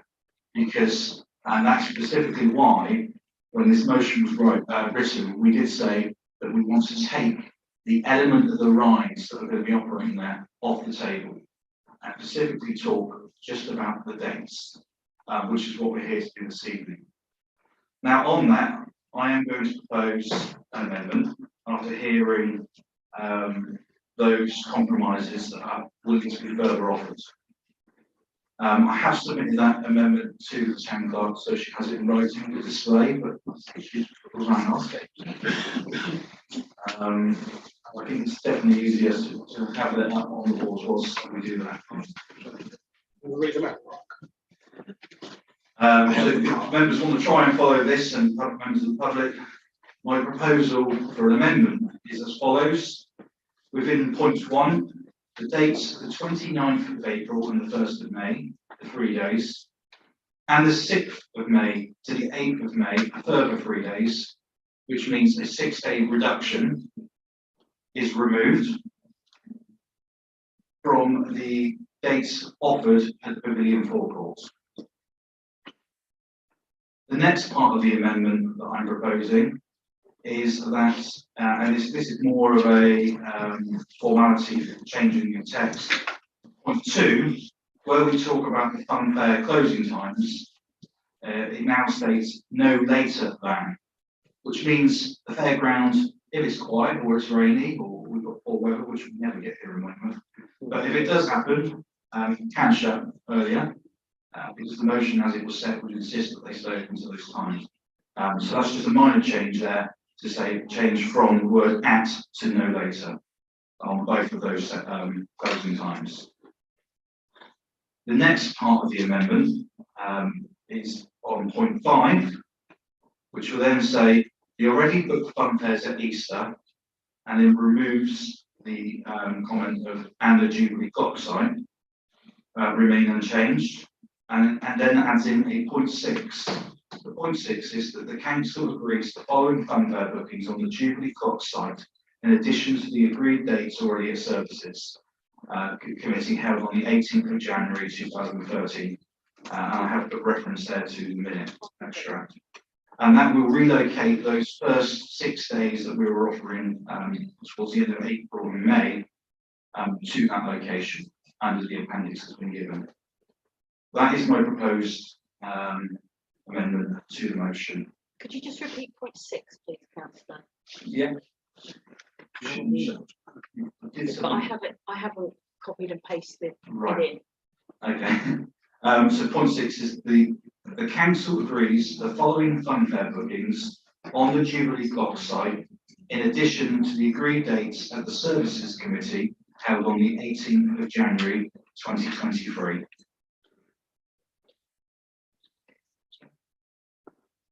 You got that, Jane? Yeah, just the date, please, again. And that is, will then move the 6 days of the 29th to the 1st of May, which is the May Day bank holiday, and the 6th of May to the 8th of May, which is the coronation weekend, 3 days. And the second dates again, sorry, I'm struggling to keep up to 6th of May to the 8th of May.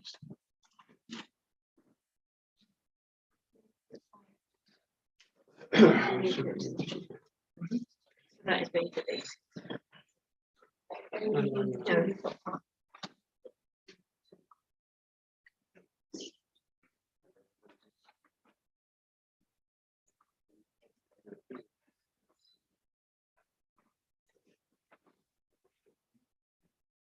Does that accurately reflect?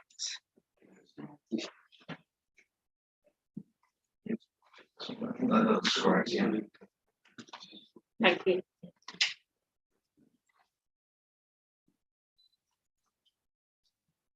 The amendment needs.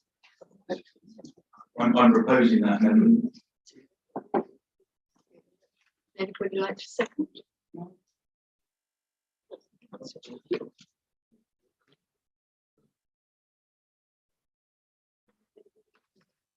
Yeah, we're going to like to speak. Councillor James, thank you. Yes, so are we talking about the amendment now? Yes. After I'd like to make an amendment, but what I'd like to ask is that basically you've cancelled those days, April to May, May to end of May or middle of May, and you put them up Jubilee clocks, and we just heard that why are they so different from everywhere else? And I think Councillor Gray did ask the question, so you're not actually getting rid of 6 days, you're just moving it to the town clock. So they've got to put up with it now, where they've already said that why they do this different. So I'm sorry, but I completely think that's wrong. If you're going to cancel out days, cancel them out. Don't move them to another part of the estimate because it's going to upset somebody else. We're just moving a problem around here. We're not dealing with it.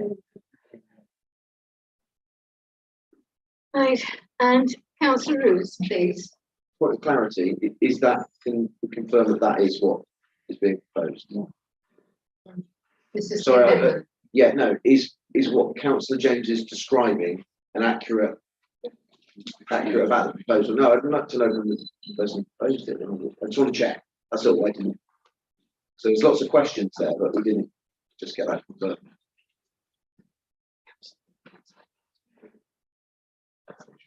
Thank you very much. Councillor Flynn, I can say that what my proposal, or sorry, the amendment is to remove the 6 days effectively from the at the beginning of the season, from the 4/4 up to the clock. Okay. That's correct. Thank you. Councillor Roos, please. So I would like to remove number 6, but I'd also like to negotiate on the 39 days. I think the idea that we wouldn't put something next to the sea life centre because it'll harm sea life, but we'll put it next to humans, 39 days. I think we need to just give them some respite during that period, even if it's that we keep that first 2 where the forecourt is, and then compromise on the actual 39 days consecutively is a long time. So I would like that, and I'd like number 6 to actually be that we contact the police and as a council demand that they patrol the area more at the times when there is antisocial behaviour being reported to us, because although the hoteliers and everyone might not contact council, they've certainly contacted us as councillors. So they're doing the best they can, and I have to say, when it's a busy season and people are working all the time, it's very hard to be constantly thinking, I need to go and write an email to the police or to the council. They've got jobs to do, they're working 24/7. So yeah, I'd like that to be considered. I think we need to this is what I mean. Our officers should be coming back to us with the compromise is already written out for us, so that we're not going to have to spend hours sitting here going around and around deciding what people do and don't agree with. Councillor Hope, please. Thank you very much, Maria. I know it's not normally protocol to respond in time, but can I just point out that our officers did liaise with the police, and I have to stand up and say this because I need to defend our officers here. Our officers have gone to the police. A representation was presented to Services Committee, and the police have stated that when the fairground is on, there is no increased antisocial behaviour. The evidence is there with the heat maps, and that's been told was provided to services as a verbal update from our officers. The other point around requesting the police is there. We are the one hosting this event. We are the one responsible for managing the antisocial behaviour. If we request additional police presence, we will have to pay for it. Thank you. Councillor Norton, please. Thank you very much, Max. It wasn't quite the amendment I was looking for, and I believe that our process says that we need to vote on this amendment as written, and then potentially propose an amendment to the motion as stated originally.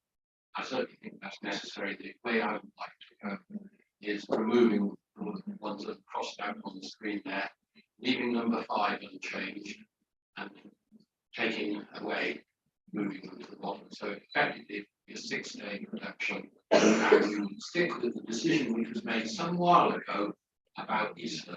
I don't think we should be changing Easter at this late date. Thank you. Point of order, Chair.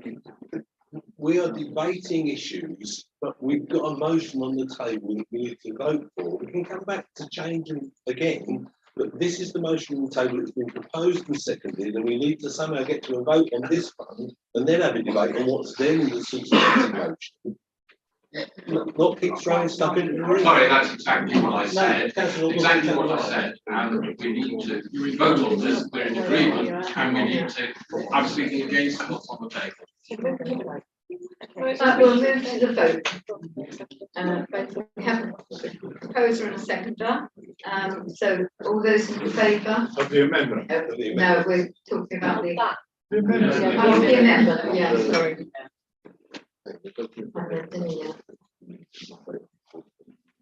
Chair, are you allowed any more conversations on the amendment? No, no. No, so there's nobody else Just is going to- allowed to talk on the amendment. It can be debated on as a substantive after it's been voted on. Yeah, and your colleague thought. Right, tell them our votes.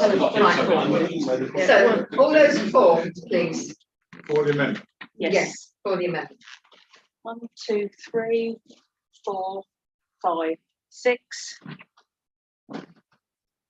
All those against?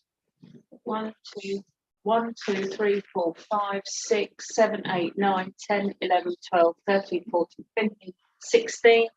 Any abstentions, please? 1. So that falls. So we're back to the original.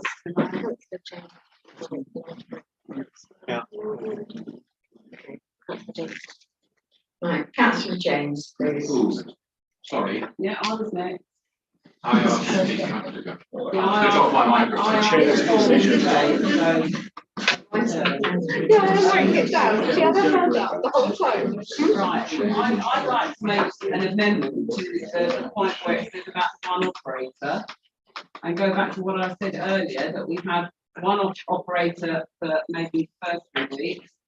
A different one, i.e. Holland, whoever comes forward for 2 weeks. And look at offering out for the last week or for another week, somebody who can bring us a more family friendly and environmentally friendly offer. I'd like to change that to one operator, because I think we should be having more than one operator, but I know Councillor Gray. Councillor Northern. Right, sorry, thank you. Councillor Northern, please. Thank you. I think, just taking the advice previously, I have to speak against what's just been proposed. Was it seconded? No. Okay, in that case, I will hold until it is seconded. I'm unclear what has That's a been. proposal. We need to go for a second. Yeah, I propose that we take out it that says one operator only. And we either put in that we have 2 operators, 3 operators, we do not have just one operator, because I think saying that that's based on the noise reduction is, you know, noise has been one of the biggest issues. And why should we just have one operator when you've got other operators in the town that can offer the same? Yeah, it's on the point. Right. Be the same operator. Point of information, where in the motion does it say there's only one operator? If it's not in there, then there's an amendment. Just there. Yeah. I've just found it. That's what I'm asking, that to be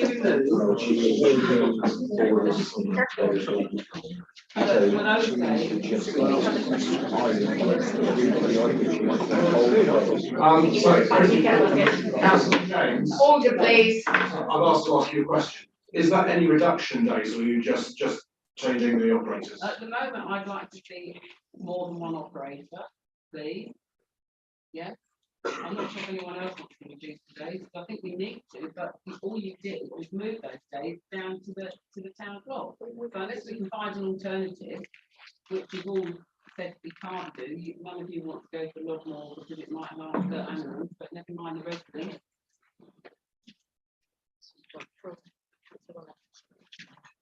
Thank you. Councillor Weller, please. Thank you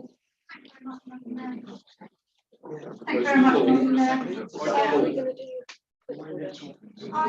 I'm looking at the dates and I'm just trying sort of on the hoof a little bit here to see where we can reduce the dates, because that seems to be the crux of the matter, that the increasing dates is what really is upsetting an awful lot of people.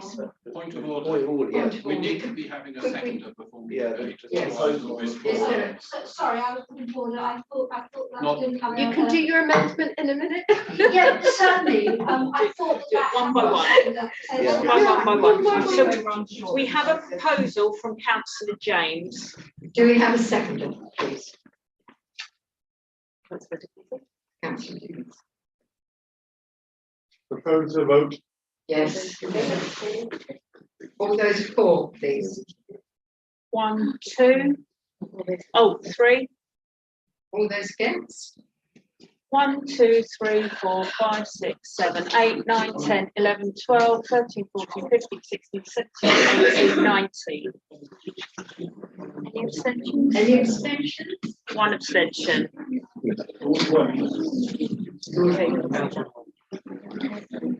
Councillor Weller. Councillor Weller. Yeah, Councillor Weller, please. Thank you very much. Sorry for that confusion. I didn't realise that there was still an amendment on the table. I don't have any strong feelings about whether we have one operator or not, but I understand the situation of the noise of breaking up and putting back up makes, and that makes perfect sense in having one operator for a period of time. That doesn't mean that we only have one operator for the entire summer, because on the short spells, that can be a different operator very simply. So that still gives the competition and the variety element there, and I would suggest that we strive to achieve that. What I'm really looking at is the number of days we're now proposing for the actual summer holiday, which seems to be the critical thing. And I'm just wondering, and I'm sure that the fairground operators will be able to give us, and obviously not now because that open session is finished, but give us a much clearer idea on the logistics of this. But the time is busiest is Friday to Sunday or Friday to Monday morning. And I'm just wondering whether it wouldn't be feasible through that summer holiday period and to give a little bit of respite to say the fair will operate either 4 nights a week or possibly 5 nights a week, including the weekends, Tuesday, Wednesday, Thursday, Tuesday, Wednesday, whatever, for our officers to find that compromise with whoever gets the contract for the summer period. So that we just have a little bit of a break on that at a time when it possibly isn't the busiest time anyway. I don't know whether everybody thinks that might be a good idea. I've been trying to look at the dates, and you don't really need me to give you them. I'm just really talking about between the 24th of July and the 31st of August, and the logistics to sort of step by officers. If anybody would like to second that proposal. Yeah, that's the point. Could you be clear, please, councillor Weller, what the amendment you're asking for is? I'm asking that we strive to offer different operators those shorter periods of time, so that it's not necessarily one operator in the town for the entire providing fairground exclusively. The other thing I'm suggesting is that between the 24th of July and the 31st of August, that the fair operates for 4 or 5 days per week only, but that will include weekends, so they take a break either on a Tuesday and Wednesday, Tuesday, Wednesday, Thursday, for our officers to negotiate with the operator who takes the contract for that summer period. I believe Councillor Weller said more than one operator. Well, I said more than one operator for the, so that we don't have an exclusive operator for the whole of the fairground drive, so we do get that variety. However, members have just voted on that and voted to not carry forward that amendment. For the shorter day. For the shorter dates, I'm talking about those dates, sorry, so the 29th from the 1st of May, the 6th of May and the 8th of May. We voted on them all. You voted for. We had one voted on that. operator, but you voted for one operator for all, I thought. No. Okay, No, that's it's- fine then, that's absolutely fine, in that case, if you're voting for one operator for the summer period, fine. We need to strive to get a variety and offer those other dates to alternative operators. And that doesn't need to be an amendment particularly, it just needs to be an instruction that that's what we'd like officers to try to do. So, sorry, does that make it clear now? Yes. Yeah. So can I have a clear, a clear seconder, please, because I heard about one different voices. Councillor James. Councillor James. Yeah. Okay. So, sorry, town clerk, was that clear? I sorry to confuse you. It's simply a councillor.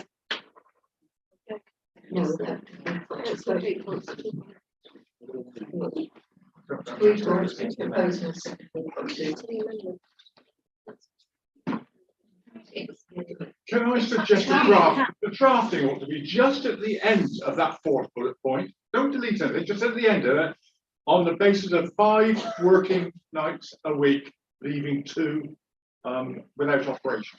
Yes. Don't delete anything else, and I think that is what. I haven't deleted anything. I've deleted anything. Chair. Yes. And then Point of order. If you take 4 or 5 days a week between the 24th of July and the 31st of August, it's not 39 days. Yeah. You can't have both. That's right. Yeah, so it has to be reduced to 39 days. That's what the amendment says though, to Well, no, reduce that. But you've got to change 39 Yeah. Sorry, I the can't days of the read that week. from here. Well, let's have a work out where we're 20, be. it's 5 weeks, it's 25 days. Assuming Yeah. on the weeks. Yeah. So I think we can achieve it by just taking out that 39, The number of and just days. saying between those dates, 4 or 5 days of the week, and take 12 days.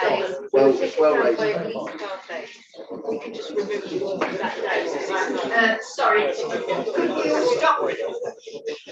could we all stop talking amongst ourselves and stick to the practice?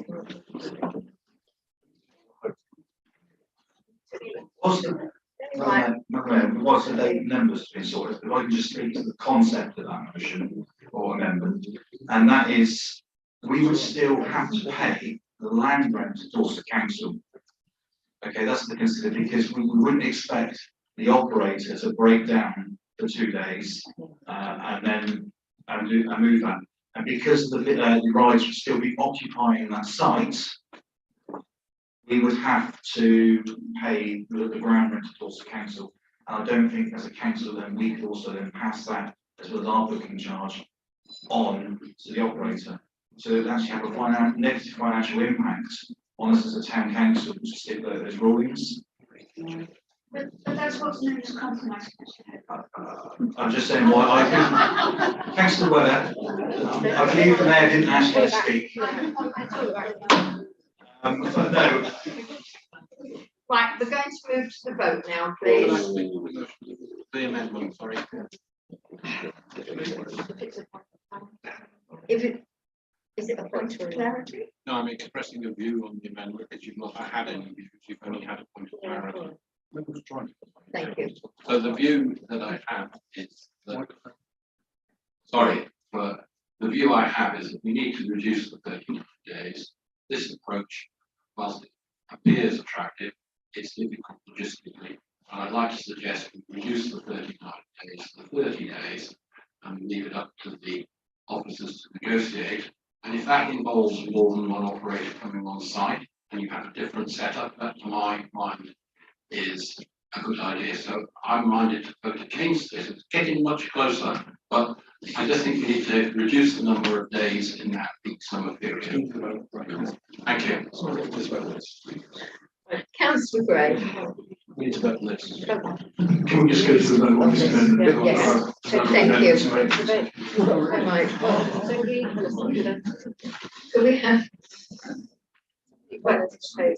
Kate Weller's proposal. Could we please have the proposer and the seconder? I believe it was Councillor Weller and Councillor So I James. just say it's not been brought up in the October half term. No. She took away, that was 10 days and 60 May, reduced that by 16 days. Right, can we move to the vote then, please? All those in favour of the amendment, I think, to the amendment. No, it's just an amendment. Oh, just the It's just an amendment. amendment. So many amendments, yeah. All those in favour? Thank you. 1, 2, 3, 4, 5, 6, 7. All those against? 1, 2, 3, 4, 5, 6, 7, 8, 9, 10, 11, 12, 13, 14. Any abstentions? 1, 2. Thank you. So that is defeated, Chair. Councillor Gray. Right, Councillor Gray. Right, so in order to try and break this deadlock, I want to propose an amendment. It seems to me that of all the words that are up there, the bit that's causing the most angst, particularly for the hoteliers, is the 39 days.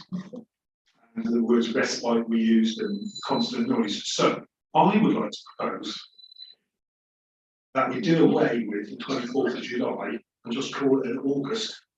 So the fanfare would be from the 1st of August to the 31st, thus giving a week's break, if you like, for the hoteliers.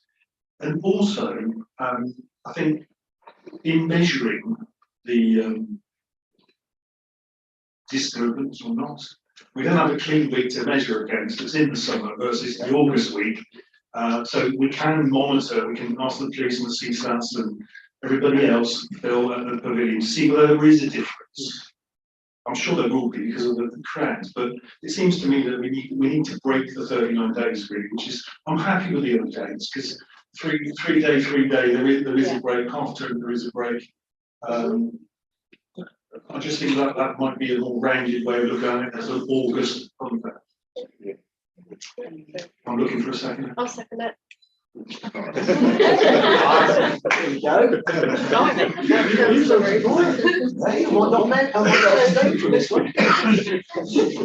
Right, we're going to go straight to the vote now, please. All those in favour?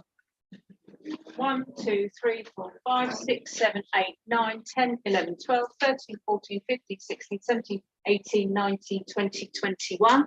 Hooray! Against, please. 1, 2. And any abstentions? I think that's everybody. Thank you. So that is carried, Chair. Thank you. That's carried. Right. Now becomes Now we can get back to the original. Okay, we've got to debate the motion. Yeah. No, unless there's another amendment. No. Right, we're gonna get some rules. See? Councillor Lambert. Told you, I use the A word. And Councillor So Councillor Lambert, please. Thanks. So, in my opinion, we've come up with a compromise, and that's good. We're part of the way there. I think we should give our residents in the area a little bit more hope. And I would like to propose an amendment along the lines of officers will 6, yes, thank you. Officers will investigate alternative sites with vigour, with a view to the possibility of moving the site from the pavilion to another suitable site for the 2024 season. Great, we'll go with this amendment. Right.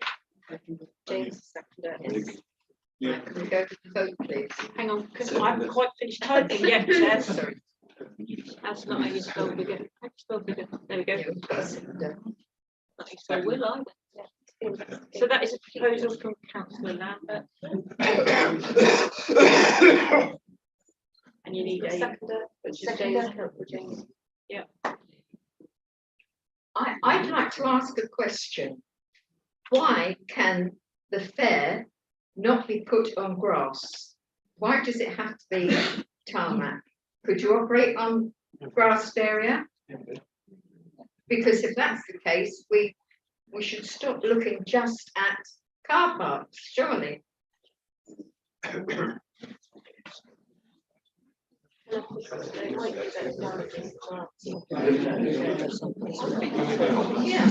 Yes, exactly. Right, okay, so that's kind of. Right. I'd say the services committee did look at the site of the overflow car park on Longmore, and we were told by the chair that we couldn't have it because it might kill penguins. No, I'm not talking about that. No. There is a show area that we put on That shows. overflow car park has a music festival. We don't hear of any deaths for that. But also, if we put it on the pavilion, what about the indigenous species? Would it kill them? Just a thought, madam. Should investigate, but we're going to debate on that. Right, so you've got a proposer and you have a second chair. Yes, we please go to the Right. Fine, all those four. This is in favour of the amendment on the screens, councillor. 1, 2, 3, 4, 5, 6, 7, 8, 9, 10, 11, 12, 13, 14, 15, 16, 17, 18, 19, 20, 21, 22. Yes. All those against? And And abstentions, please? So that's one abstention. Thank you. So that's carried, Chair, thank you. Councillor Hope, please. Thank you very much, Madam Mayor. I want to move the motion now as a substantive and proposed. But just before I do, I just want to remind Councillor Dickinson, it was the officers who gave us that information around Longmore, not myself as the chair. So please stick. Who told us? Councillor Furman, please. I'm going to use the A word again. I'm going to propose an amendment, just a quick one on funfair operators will reduce volume noise of music announcements from last hours operating. In that section, could we add another one in? I'd love it, Mr. Dancer, if you could provide toilets with the funfair. I'm just trying to mitigate against the potential for young groups, people having or wanting to go into the pavilion and try and defer them and keep them on site, particularly spend more money. I don't think I can ask Mr. Dancer to confirm that, but Yes. okay. Then I'd like to add in operators of bike toilets. The individual ones and not the blocks that everybody does. So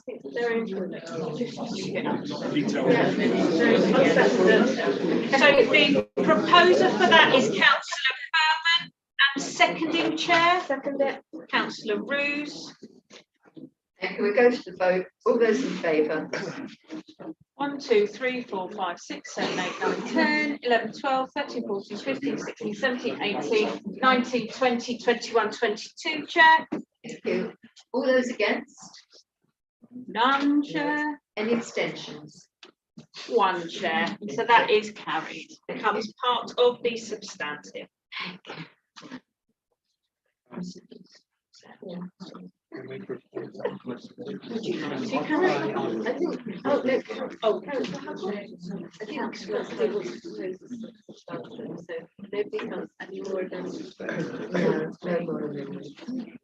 We'll just ask who was first, councillor Hope or councillor Hudson?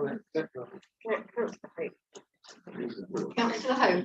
Thank you very much. I propose we move this as a substantive now, please, Chair. Thank you. And seconded by councillor Huckle. Thank you.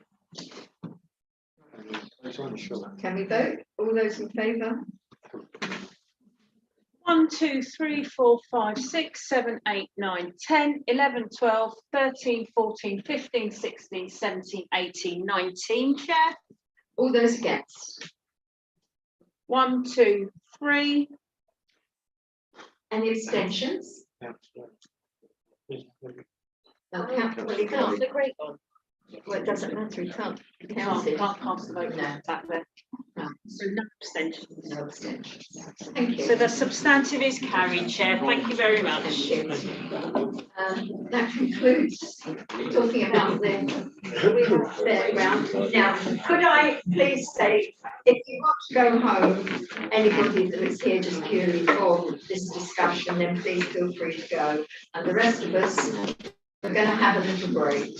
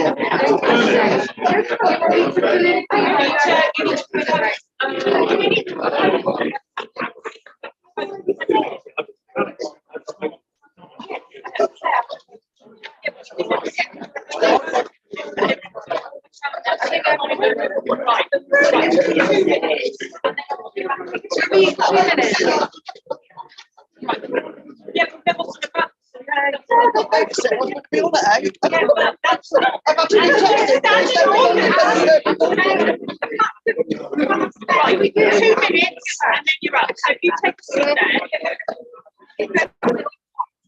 If you are intending on leaving the chamber, please do so promptly. We have other items to discuss, and councillors very keen, as are some of our guests who are here for further items, to carry on with the meeting. Thank you.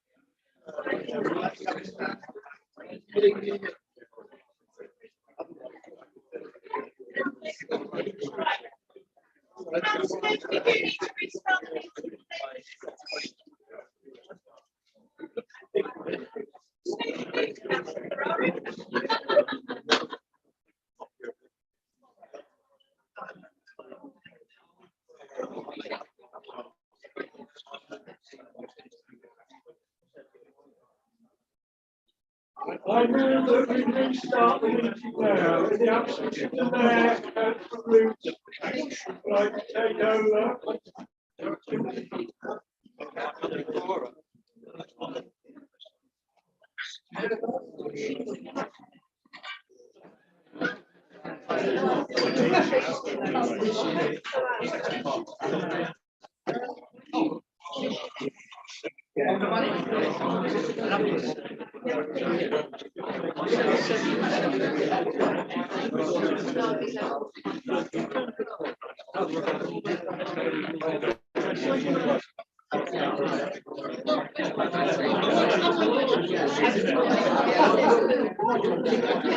Can we restart, please? It's 9 o'clock.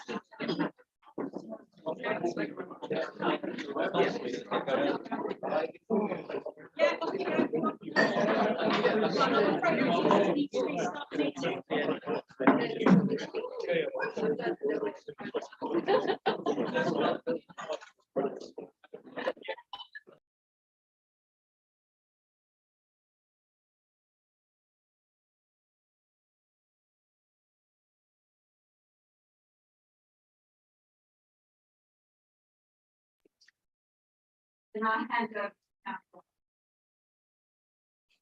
Thank you, Chair. So I want to go through the report that you've already had in the agenda. We do have Dawn Rondeau with us, Chief Operations Officer. Waited very patiently, and I know has to be away as soon as possible. We do have 8 votes to cast, and the motion, the recommendation before you tonight is to agree to cast the Town Council's 8 votes for the continuation of the bid. I wonder if you could invite Dawn Rondeau, Chief Operations Officer of Bid, to speak, please. Yes, please. Can we hear from you? Thank you. I don't know if you see the letter. So I was going to just read that out. So I will, just for the purpose of qualifying it, and then to ask if you want to have any questions. As we look forward to the future, I want to highlight the importance of Weir Weymouth to the town and the importance of Weymouth Town Council voting yes for it to continue in the coming ballot. It has been a challenging time for business and the council in the last few years, and I couldn't have predicted the unprecedented challenges that we're going to face, especially when I became CEO of Weymouth during the pandemic.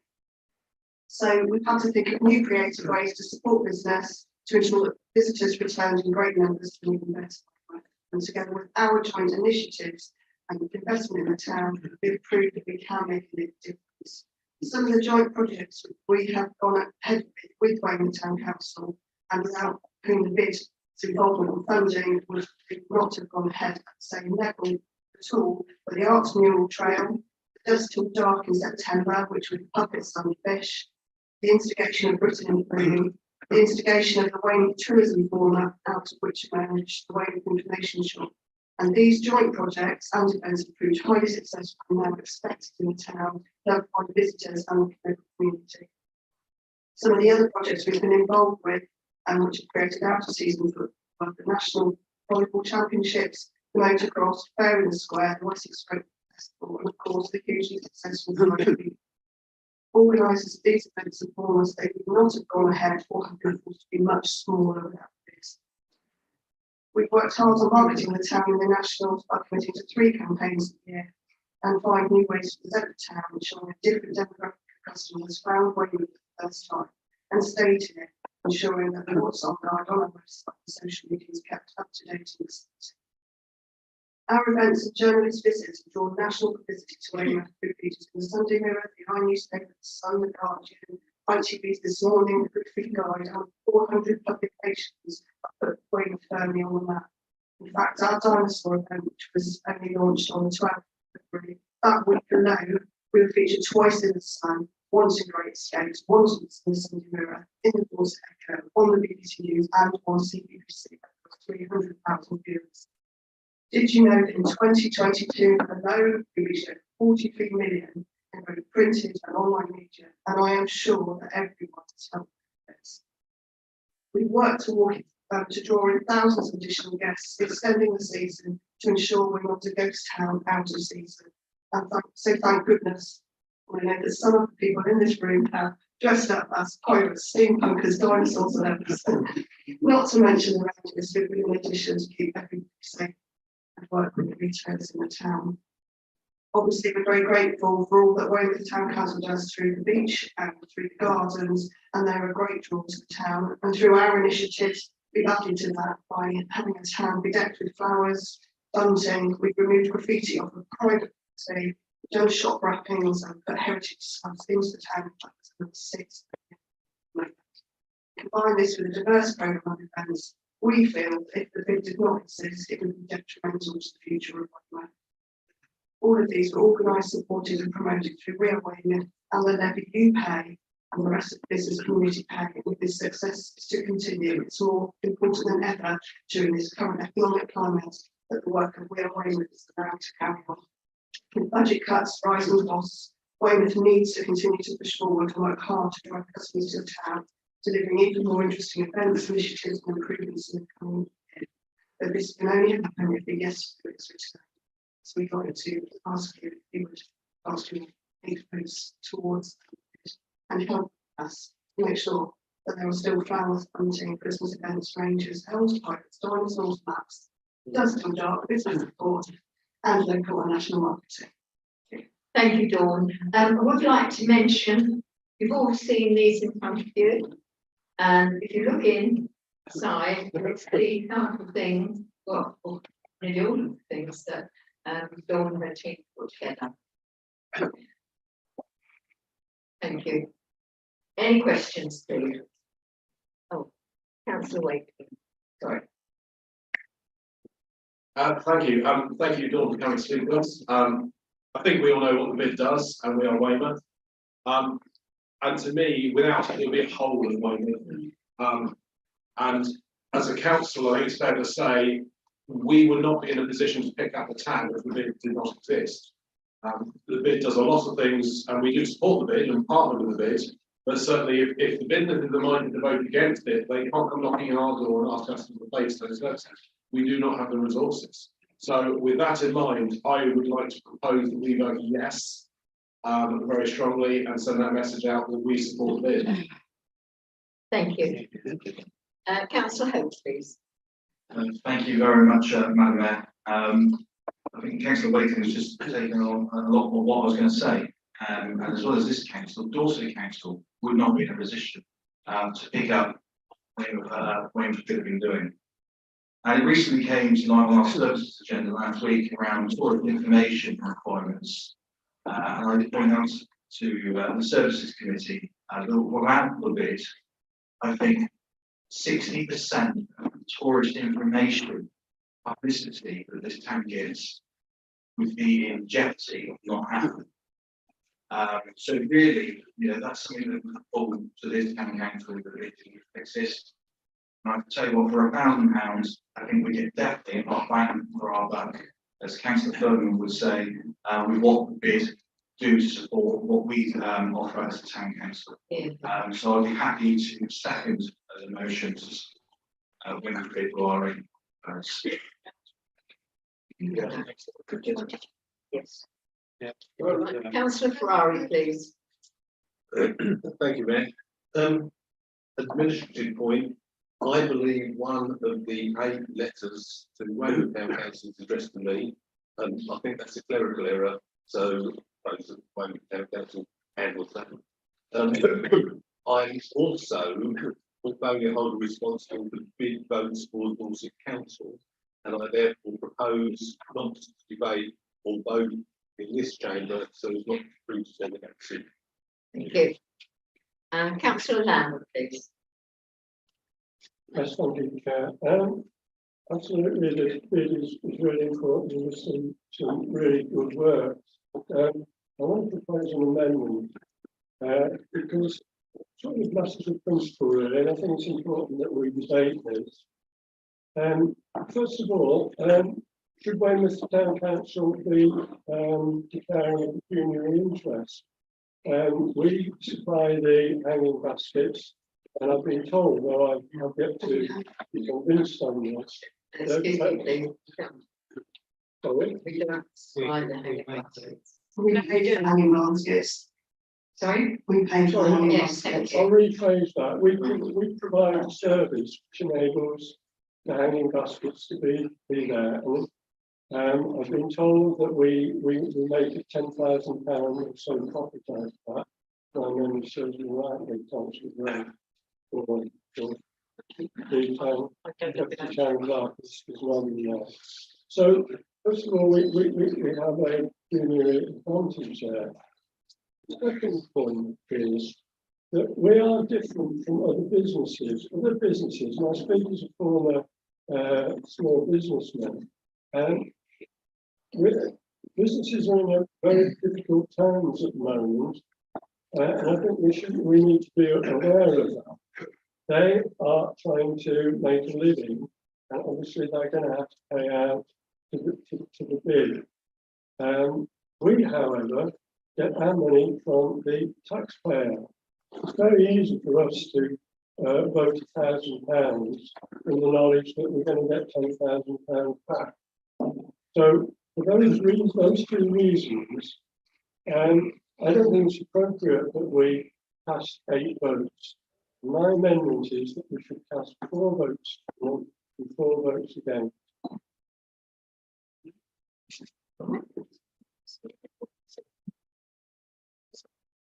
Second. Yes, if we have a seconder for that, please, for the, I apologise for feeling very confused. No seconder, sorry. Councillor Orwell. Thank you, Madam Chair, fellow councillors, I'm in favour of this, that we put all our inputs positively in favour. I'm your council representative on Bid We Are Weymouth. I'm very impressed on it, as how dynamic and diverse is the thinking. I'm the one councillor representative, but the others are small business owners, hoteliers, action around 50 months.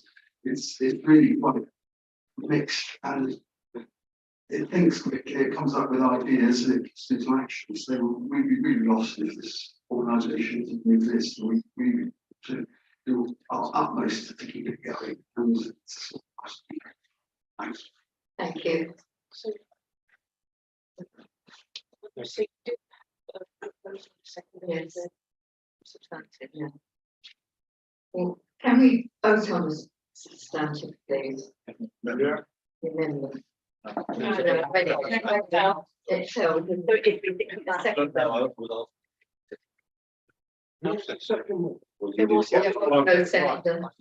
Can we vote, please, Mayor? All those in favour?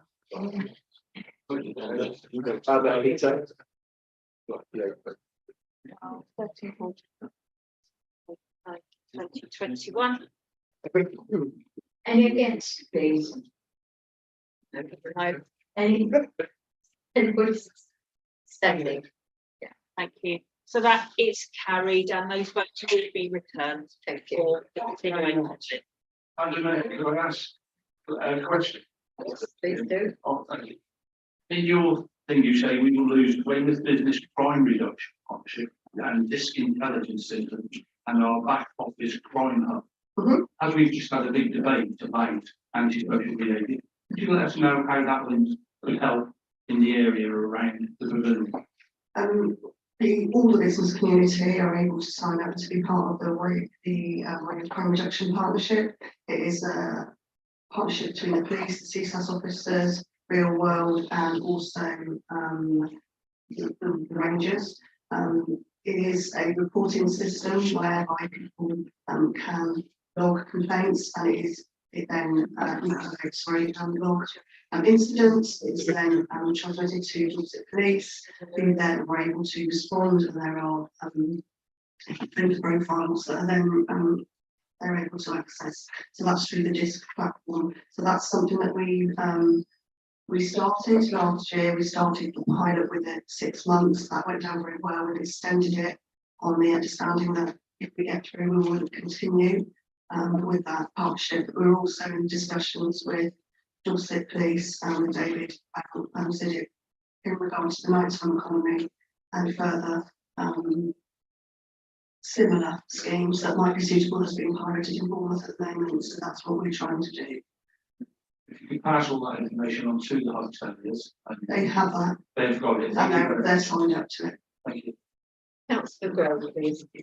I'm just going to build on something Councillor Dickinson said. I was really interested in getting a brief on that system because if we're voting as a town council, it would really help us if we could get access to that system or at least participate from because councillors get complaints. You do at beach offices and everywhere. I wasn't aware, so that's I need. It's part of like the whole radio system. Obviously, it commenced with us and the 300 retailers that in the town support them with petty crime. But as part of the back office to it is the DISC sign up, which is offender profiling, and then the crime reduction partnership. We actually had a meeting in here. That's my investment, but can I ask the town clerk to get a briefing? Yeah, absolutely. Thank you.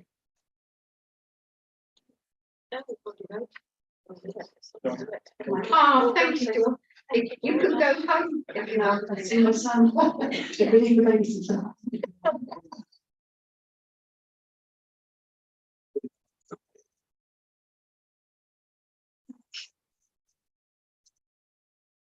And it's for you to introduce the next bill. Please, Town Clerk. Thank you, Chair. So item 10 is the community governance review. Members will have read the papers that have been sent round and have been put on our website detailing the proposals. Councillor Wakeling has been heavily involved in drafting those proposals, so we'll be able to respond to any questions. However, Chair, we do have Councillor Jan Bergman, who is joining us online, who wishes to speak. Unfortunately, Councillor Bergman can't be with us in the room tonight, but wanted still to speak. I understand that Councillor Dickinson also has something to read out from Councillor Bergman. Oh, okay, that's okay. Thank you. That's my error. And just to remind you, Chair, that we also have Dorset Councillor Louis O'Leary in the room who would like to speak tonight. So I would suggest that we hear from Councillor O'Leary first, and then Councillor Bergman as a Weymouth member. Thank you. Could have moved the government review before. Don't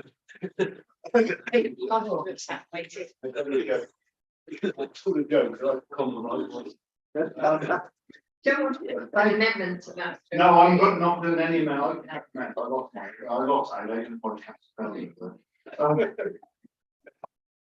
Thank you very much. I was actually hoping to come here tonight to speak in support of Weymouth Town Council's admission based on the compromise that was worked out by myself and Councillor Wakeling, who I really do thank, along with Councillor Harris, for at least trying to compromise on this.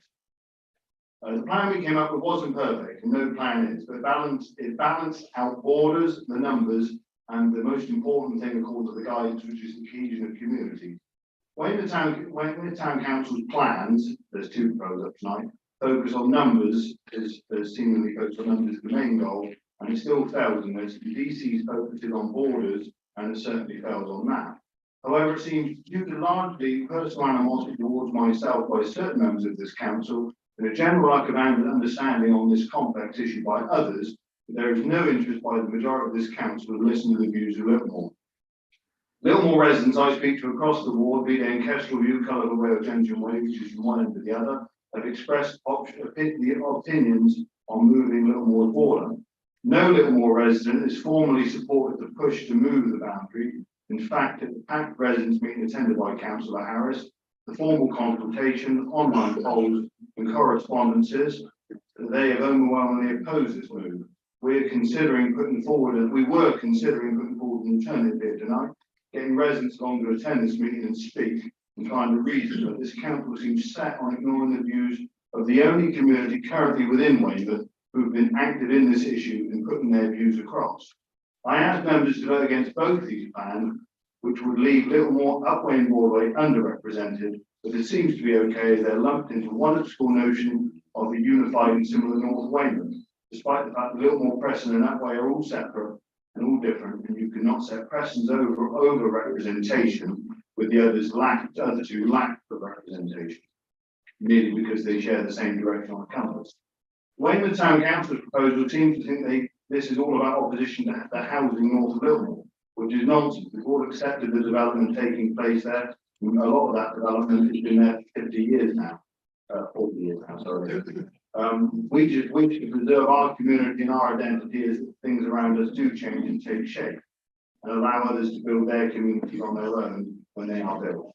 So Littlemore will chart its own course, and we will with others be putting forward an alternative proposal to Dorset Council that balances the numbers, the cohesion and the boundaries, and actually listens to the views of residents.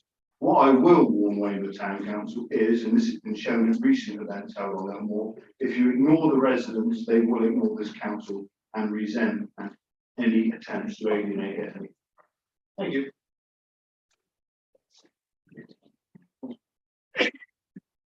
Yes, Mr. Burke.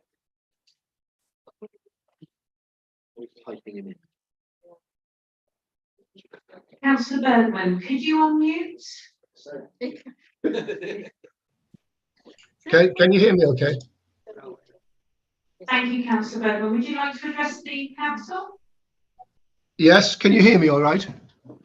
Hang on, we're having trouble with the sound. You just wait 1 second, Councillor Wakeling is going to try and pop you in. Yeah, really appreciate it. It's up, it's up, it's up. You're there. Can you speak again, councillor? Yes, can you hear me all right? No. Um, At the top.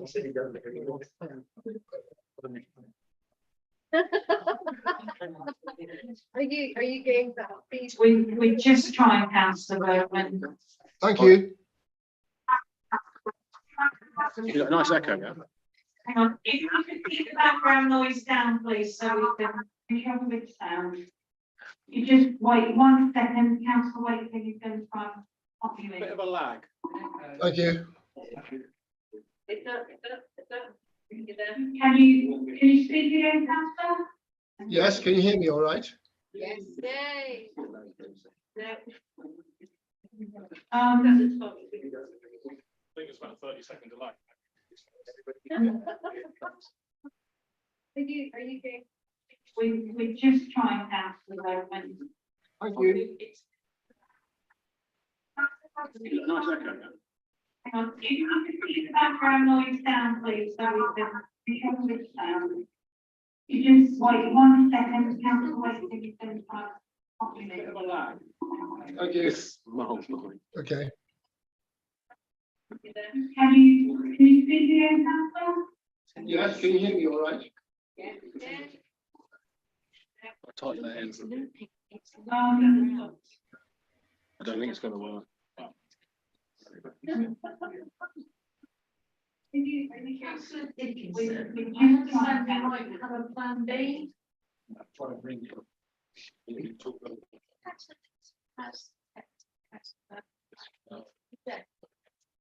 Tell him, in a minute he'll hear you. Wait. Send it back to us, in a minute we'll hear it, in 2 minutes we'll saw it.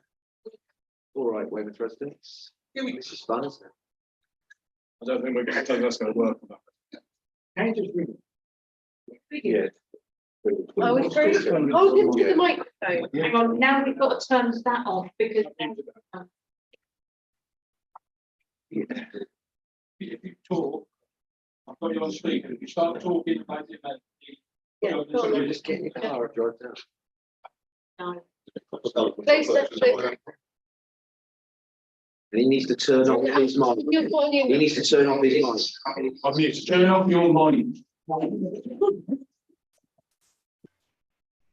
Can you hear me now? Right. Okay, am I speaking through you, Peter, or? The whole committee. Okay, thank you. Right. I'll be brief. Sorry I couldn't join you tonight. I've tested positive for COVID, although listening to the fairground debate, I'm probably glad I didn't. But I just wanted to clarify a point because I know one or two understand that the Littlemore boundary view was as a result of one councillor and one particular issue, but I just wanted to assure you that's not the case. I just wanted to clarify that. The local councillors in around the area in Preston and Littlemore, they at least 4 don't feel that the Littlemore boundary could change, and for different reasons as well. So my own personal reason is that growing up in the northeast, I was growing up in 2 main communities, one Bedlington, which is a town that's probably about a third of the size of Weymouth, the other Leamington, which is an estate very, very similar to Littlemore, both not wealthy areas. And I grew up and certainly when I was younger, they both communities, doors were always open, people were very friendly, they looked after each other. They helped each other, they look after the elderly, etc., etc. And the posh word these days would be probably a sustainable community. Now, growing up later on, Bedlington remained the same because it was a mining town, so nothing happened. But Leamington grew and grew, love and social behaviour. And one of the reasons for that is because it became impersonal. People didn't know each other and they didn't sort their own problems out. Now, I know society's moved on and we'll never get back to that, unfortunately. But Littlemore is a self-contained community. it does look after its own problems in a big way. I'm not saying it's totally sustainable, but it works. It's not a wealthy community, but like Leamington and Bedlington, it works. And my view is, if it works, why change it? Particularly in an area like Millmore, where there are potential social issues. So that's my reasoning, which is different to the other councillors. And all I wanted to do is make the point that we've got 4 councillors in that area, all with different views, and that's my particular view. And that's the only point I want to mention today, really.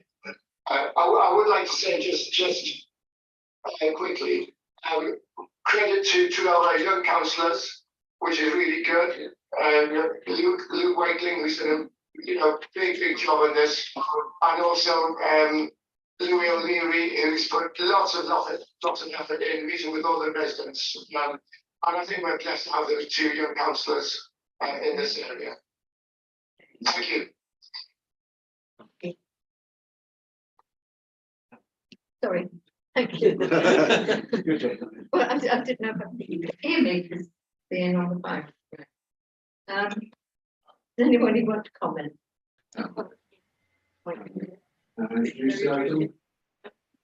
I will make it brief, members. Thank you.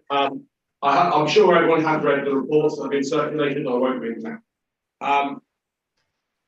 This is another compromise issue. Seems to be a line of it. But we've looked at our previous options. We've looked at the comments from Spencer Flower and from our neighbours. So we are making some compromises here. The first compromise we've made, which I think is one that will be quite popular, is we have reduced the number of seats we're asking for down to 25, which is nearly a 20% reduction in the number of us that will be in this chamber if this is adopted. Our second preference choice, our first preference is similar to what we've asked before. Our second preference choice is we've looked very seriously at our western border, and I see Councillor Dudley this evening. We've looked at areas that are not yet developed, and therefore there's 0 existing residents, no existing properties in these areas that we feel are better connected to Weymouth and Chickerell. And the suggestions we've made actually will only affect 3 existing properties, which are on Mandeville Road. Those 3 properties, you would be surprised, are in Chickerell because they really are in Wyke. They're on Oddcamp Road. They could not be closer to Wyke, really. But those are the only 3 properties that would actually be transferred from Chickerell to Weymouth under the proposal. We have also proposed a swap, effectively, of about 40 between Cobham Drive and Little Sea. So there's a net of 0 there, but we just suggested that as a compromise, try and reduce the anomalous boundaries.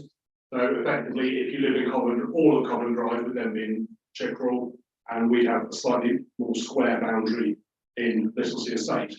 So that's what we put in our second preference choice, which I suspect will be Dorset's third of the options. So that will mean the difference between us and Chickerell is a net of 3 properties, but we feel it provides a much better boundary. And I look forward to Chickerell. Please invite me. I'm happy to come to your meeting and listen to your debate on the same subject. On congruency, Spencer has made it extremely clear. I should say Councillor Flowers. Councillor Flower has made it extremely clear. He thinks that we must stick to the Dorset boundary. And on page 5, I provided a map. And we have done that. There's only one tiny internal bit that we've moved, which is Goldcroft, because that does not belong to Bradford Hole. That really is part of Weston. And aside from that one tiny internal change, we have stuck to the DC boundaries and zones. So we've made that as a compromise, which is what we've been asked to do. I will say because we're doing that, the communities thing could be slightly better. The numbers could be slightly better, but we have tried to show that we can listen and we will make compromises. I will briefly just address Councillor O'Leary and Councillor Bergman's point they raised. I did go and help with the Councillor O'Leary, we did do a draft, and I admit I made one mistake, which was that I copied and pasted two mismatched parts together, and I don't correct it. I understand Councillor O'Leary has strong feelings about Littlemore, and I listened to Councillor Bergman's argument, which he is against Littlemore expanding, but that is I will say that's a planning issue. That's not the governance issue. The fact that those houses are going to happen is a planning issue and they have been approved. And the governance can't really stop that, well, it can stop that, it will happen. The question is where we put convenient boundaries for essentially the people that care where the boundaries are the ones in this room. Most residents don't know that there's an invisible line in the road where things change. And residents of the new estate are likely to go to the nearest loudest councillor, who will most likely be Councillor Leary. So from that point of view, you make a Roger back there, Louis. But from that point of view, the local residents will go to whoever they strongly identify with in that area. So we should try and put boundaries, facilitate that, not frustrate it. With that said, the proposal I'd like to make is that we submit this as our submission. And then number two is we do run a write-in campaign effectively, because Dorset has put out a consultation without any good options. So my proposal is that we as a town council promote this and we do a write-in campaign asking residents to support it. Dorset have shown at the last one, they listened to the number of letters they got quite often tickled. I'm afraid we have to sort of follow the example sets there. If we believe this is the better option, and I will point out there are many flawed results that detailed in the paper, in order to get the support for this, I think we need to promote it as a writing campaign and get local residents to say this is the better option. It fixes the issues with tiny wards and Nottington and Lane House. It fixes some of those issues with the boundaries and improves things there. So that's the proposal. My proposal, welcome to have a debate on it. We submit this as our input, and we then set part two as we run the writing campaign to talk residents also support this. Thank you. Thank you. Yes, Councillor Hall. Thank you, Mayor, and thank you, Councillor Wade, for all the hard work you put into this. I don't think anybody else could. Thank you for that. We need to keep this very simple for the residents, and it's not easy. And for the councillors as well. I wrote that down, but I didn't like to say it. Okay. So my view is that we should only be putting forward what we believe is a sensible alternative, but not providing choices to the council. So when we come to forming a motion, I would like it to put forward one of the two proposals. I'm quite happy to vote on that. My personal preference is the first preference, as set out in the paper. And it's interesting that that proposal eliminates my ward of my councillor Bell's ward of Way Back. It creates a new mega ward of Broadway, Nottington and Upway with 2,000, it creates a new mega ward. And I contrast the Preston and Sutton Point ward, where there are 3 councillors each with 1,465 residents. Is it residents or elected? It is elected. Elected, thank you for the correction. So it's 1,465 per councillor in that ward, compared with 2012 in the mega ward of Broadway, Upway and Nottington. That's 50% higher in that ward. I still support preference 1 because they're doing the boundaries in the way that Luke described. That's part of representing the communities. What I would hope is that should this go forward and Dorset Council properly consider it, they may then consider how they get electoral equality better balanced. Because Luke has done the best that he can with the parameters that he can work with. So I would like us to go forward with just one preference to Dorset Council. I think talking to people on one preference, public, getting their views on that is much simpler. Thank you. Any other questions? No. Oh, sorry, Councillor Hutt. It may have been a slip of the tongue, but you said 25, it's 24. I've had so many different layouts, I might have confused myself. Unless you change one of them. Sorry, yeah, these two are both for 24. Thank you.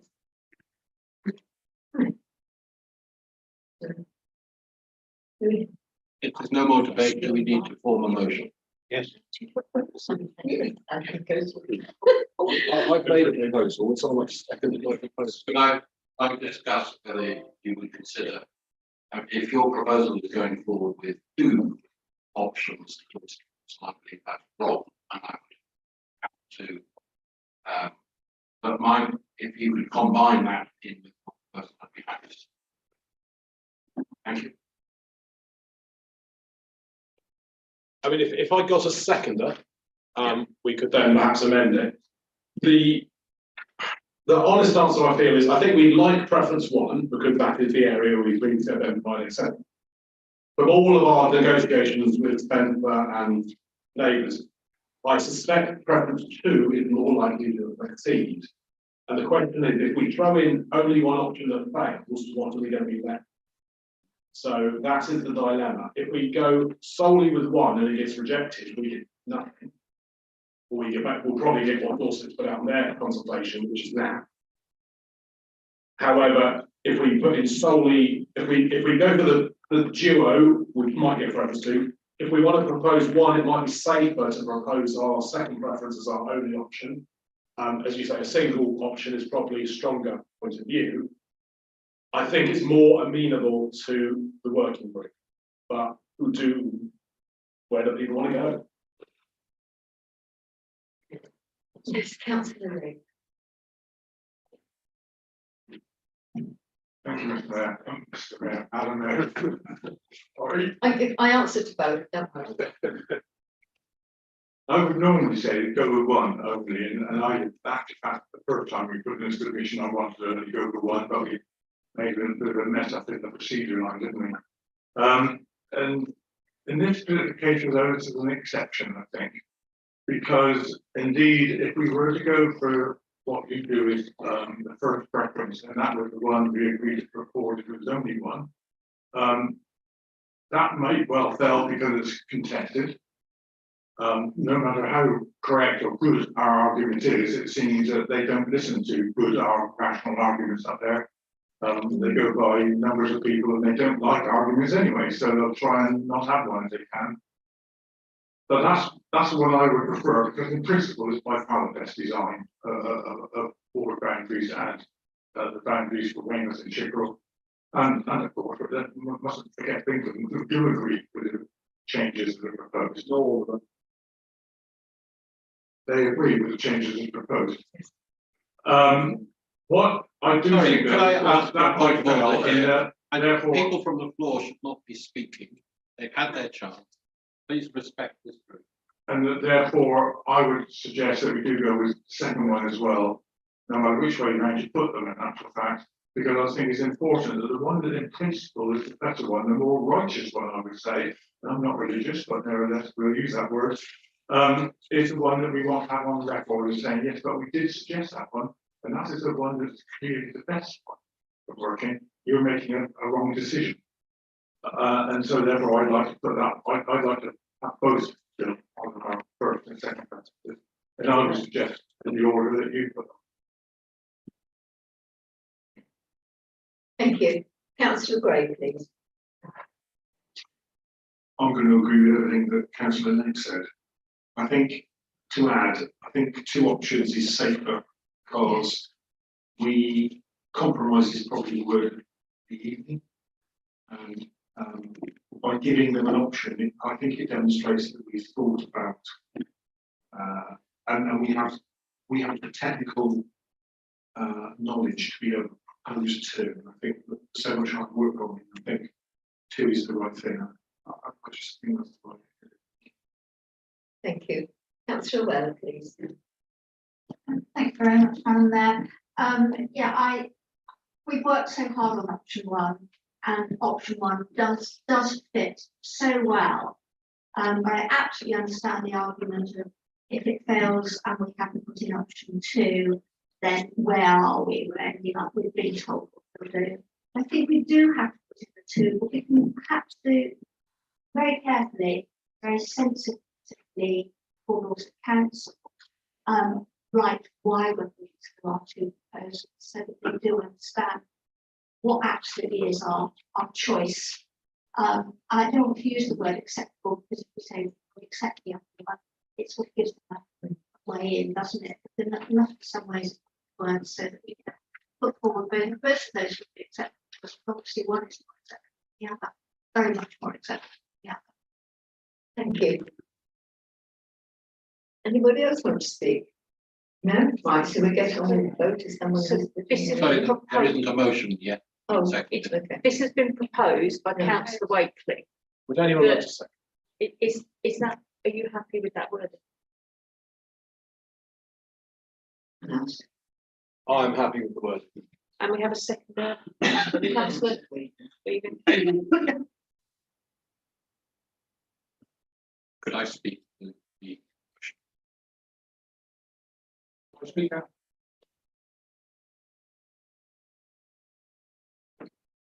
That's what's been Yeah, proposed, and now two councillors asked if you would speak to the proposal. yes. Councillor. Thank you, Madam Mayor. I do reiterate, the position now, motion stands, that I do think communicating to the public who are confused enough on this whole topic. In my ward, they're going to be in West Dorset Parliamentary. They're going to part, Nottington currently is inside Weymouth Town Council, but if Dorset Council get their way, it'll be outside, it'll be in Chippenham. It'll have its own ward of its own.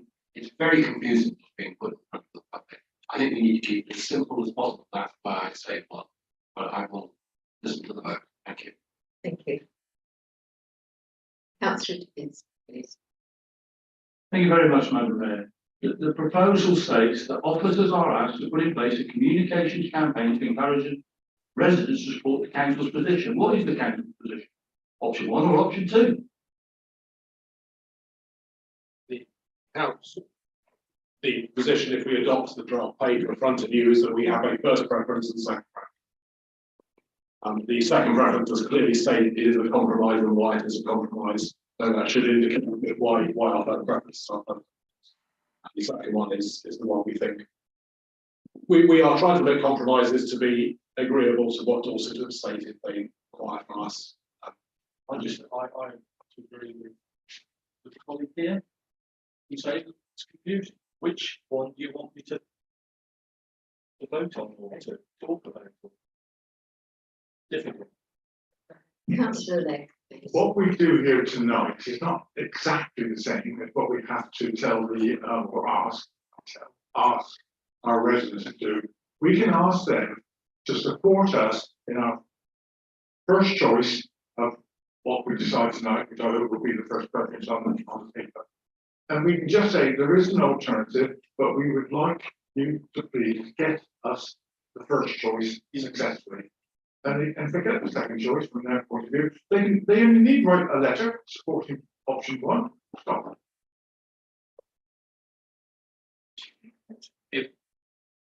Yes, councillor. Sorry for taking 3 goes now. In that case, I think if, from memory, the members' brief that was held was pretty much in favour of the first preference being the preferred one. My worry is if Dorset Council do choice on this nearer to what they asked for, then that's what they will take, and option one will disappear. Whereas if we actually, in point 2, the officers are put in place a communications campaign and ask residents to vote whether they prefer option preference 1 or preference 2, and that's what we put forward, and I think that would be the best vote. Thank you.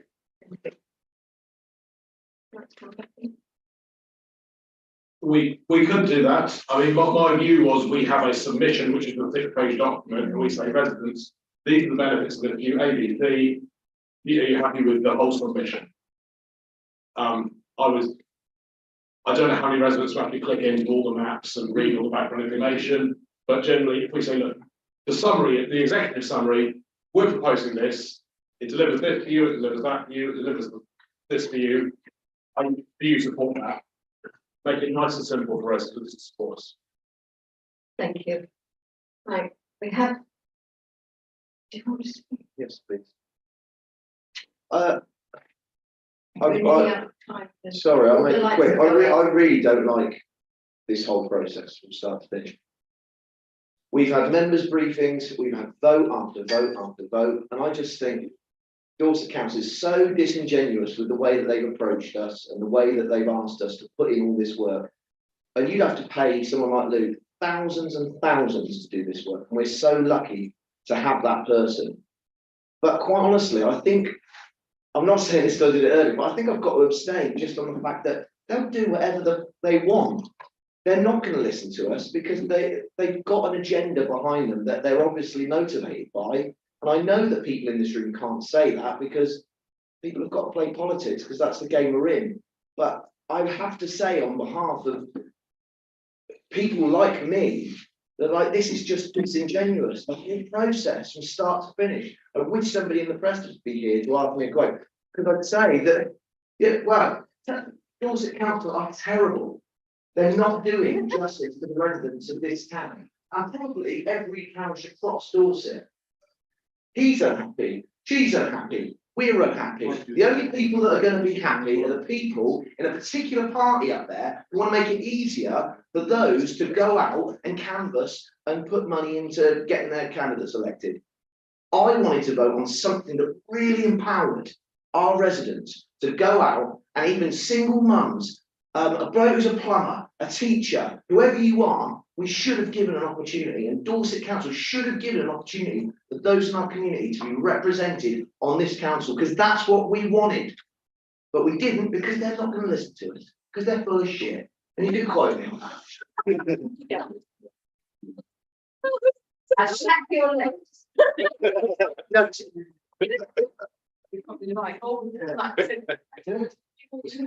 Right, we move to a vote now, please. Yeah. So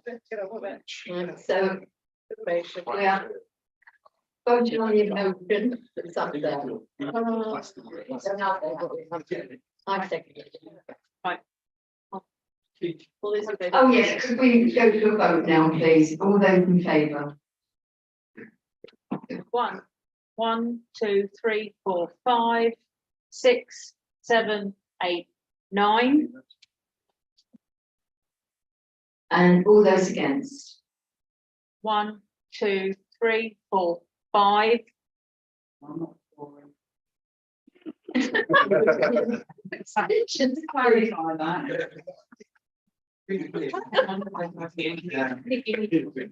Right, could we please have any abstentions? Thank you. 1, 2, 3, 4, 5, 6. So that is carried. Yes, carried. Thank you.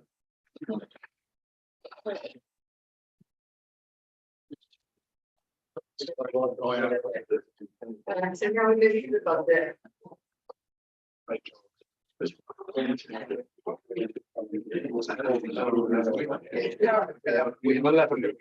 Yes, I know.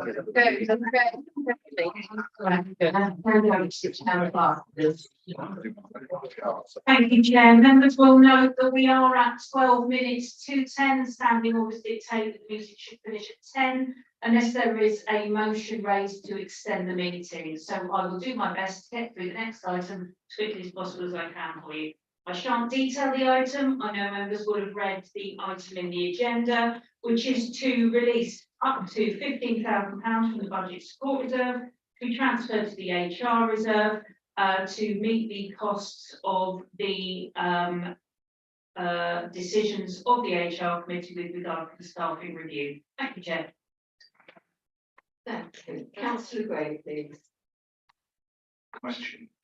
I think when the proposal went in, I was seeking clarification of the level of redundancy or the number of persons is still the same as it was when you asked for extra money. Right, thank you. Thank you. That's Councillor Dickinson. Thank you very much. I would just like to know, why is this money being transferred across and why is no information been given to the full council about why this is needed? It's only being done through the HR committee. The HR committee have delegated responsibility for staffing structures. As such, the HR committee made a decision. It requires additional funding to meet the cost of that can be met out of reserves, hence the recommendation before you tonight. Thank you.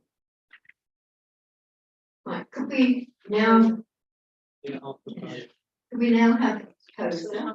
Oh, sorry, you want to speak? Oh, you want to Trying to propose? get in by 10 o'clock. Yes. Propose. That's the next Second, yes, there. Yes, thank you, councillor Lee. Right, could we move for a vote? All those in favour? 1, 2, 3, 4, 5, 6, 7, 8, 9, 10, 11, 12, 13, 14, 15, 16, 17, 18, 19, 20. Any against? 1. Any abstentions? No, thank you very much. Yes. Okay. You've got more, yeah. Yes, I'd like to hand over to Thank you, Chair. So we have information items. I wasn't planning on speaking to the code of conduct actions from last meeting and none or the forward plan. However, I know Councillor Northam did want to give a very brief verbal update on the neighbourhood plan. Thank you.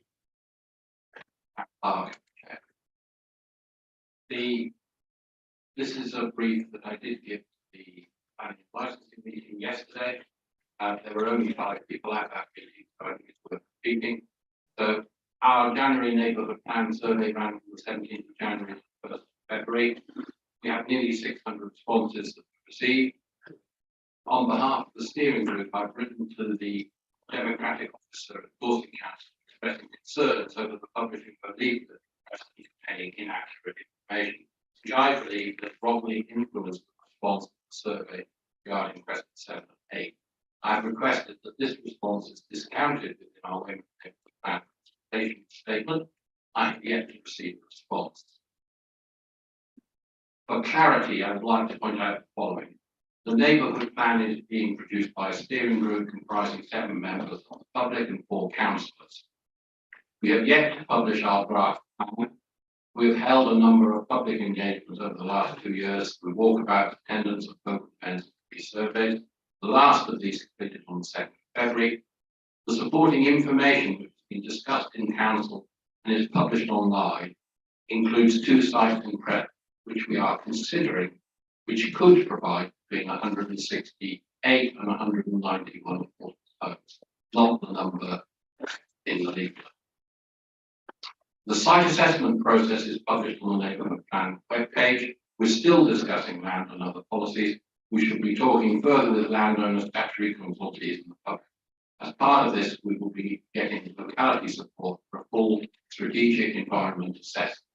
We've already done the scoping study. They're waiting to know and each of the sites being considered how that will impact from an environment. Our intention is to communicate more information relating to the plan over the next 6 months. In September, we intend to publish the pre-submission draft plan for formal comment. This is compliant with Reg 14. We shall then refine our plan, and in the first quarter of 2024, it's our intention to publish the submission draft plan for formal consultation. This is compliant with Reg 16. The plan and consultation response will then be submitted to independent examination, following which the examiner's recommendations will be incorporated and the neighbourhood plan will be subject to the referendum. We look forward to the involvement of the community in this process and the support of our council. There will be a full progress update of the neighbourhood plan at the special full council meeting on 19th of April. The reason I've had to read that out is to address the inaccurate information. We held 5 focus groups between the 20th and 28th of February, which were attended by 60 people, as well as a session testing the design code developed for the Pathfinder program. I attended the Department for Levelling Up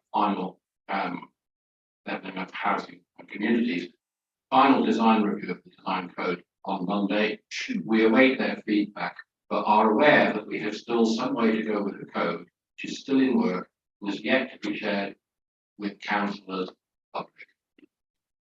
We do have some concerns about that. Thank you. Thank you.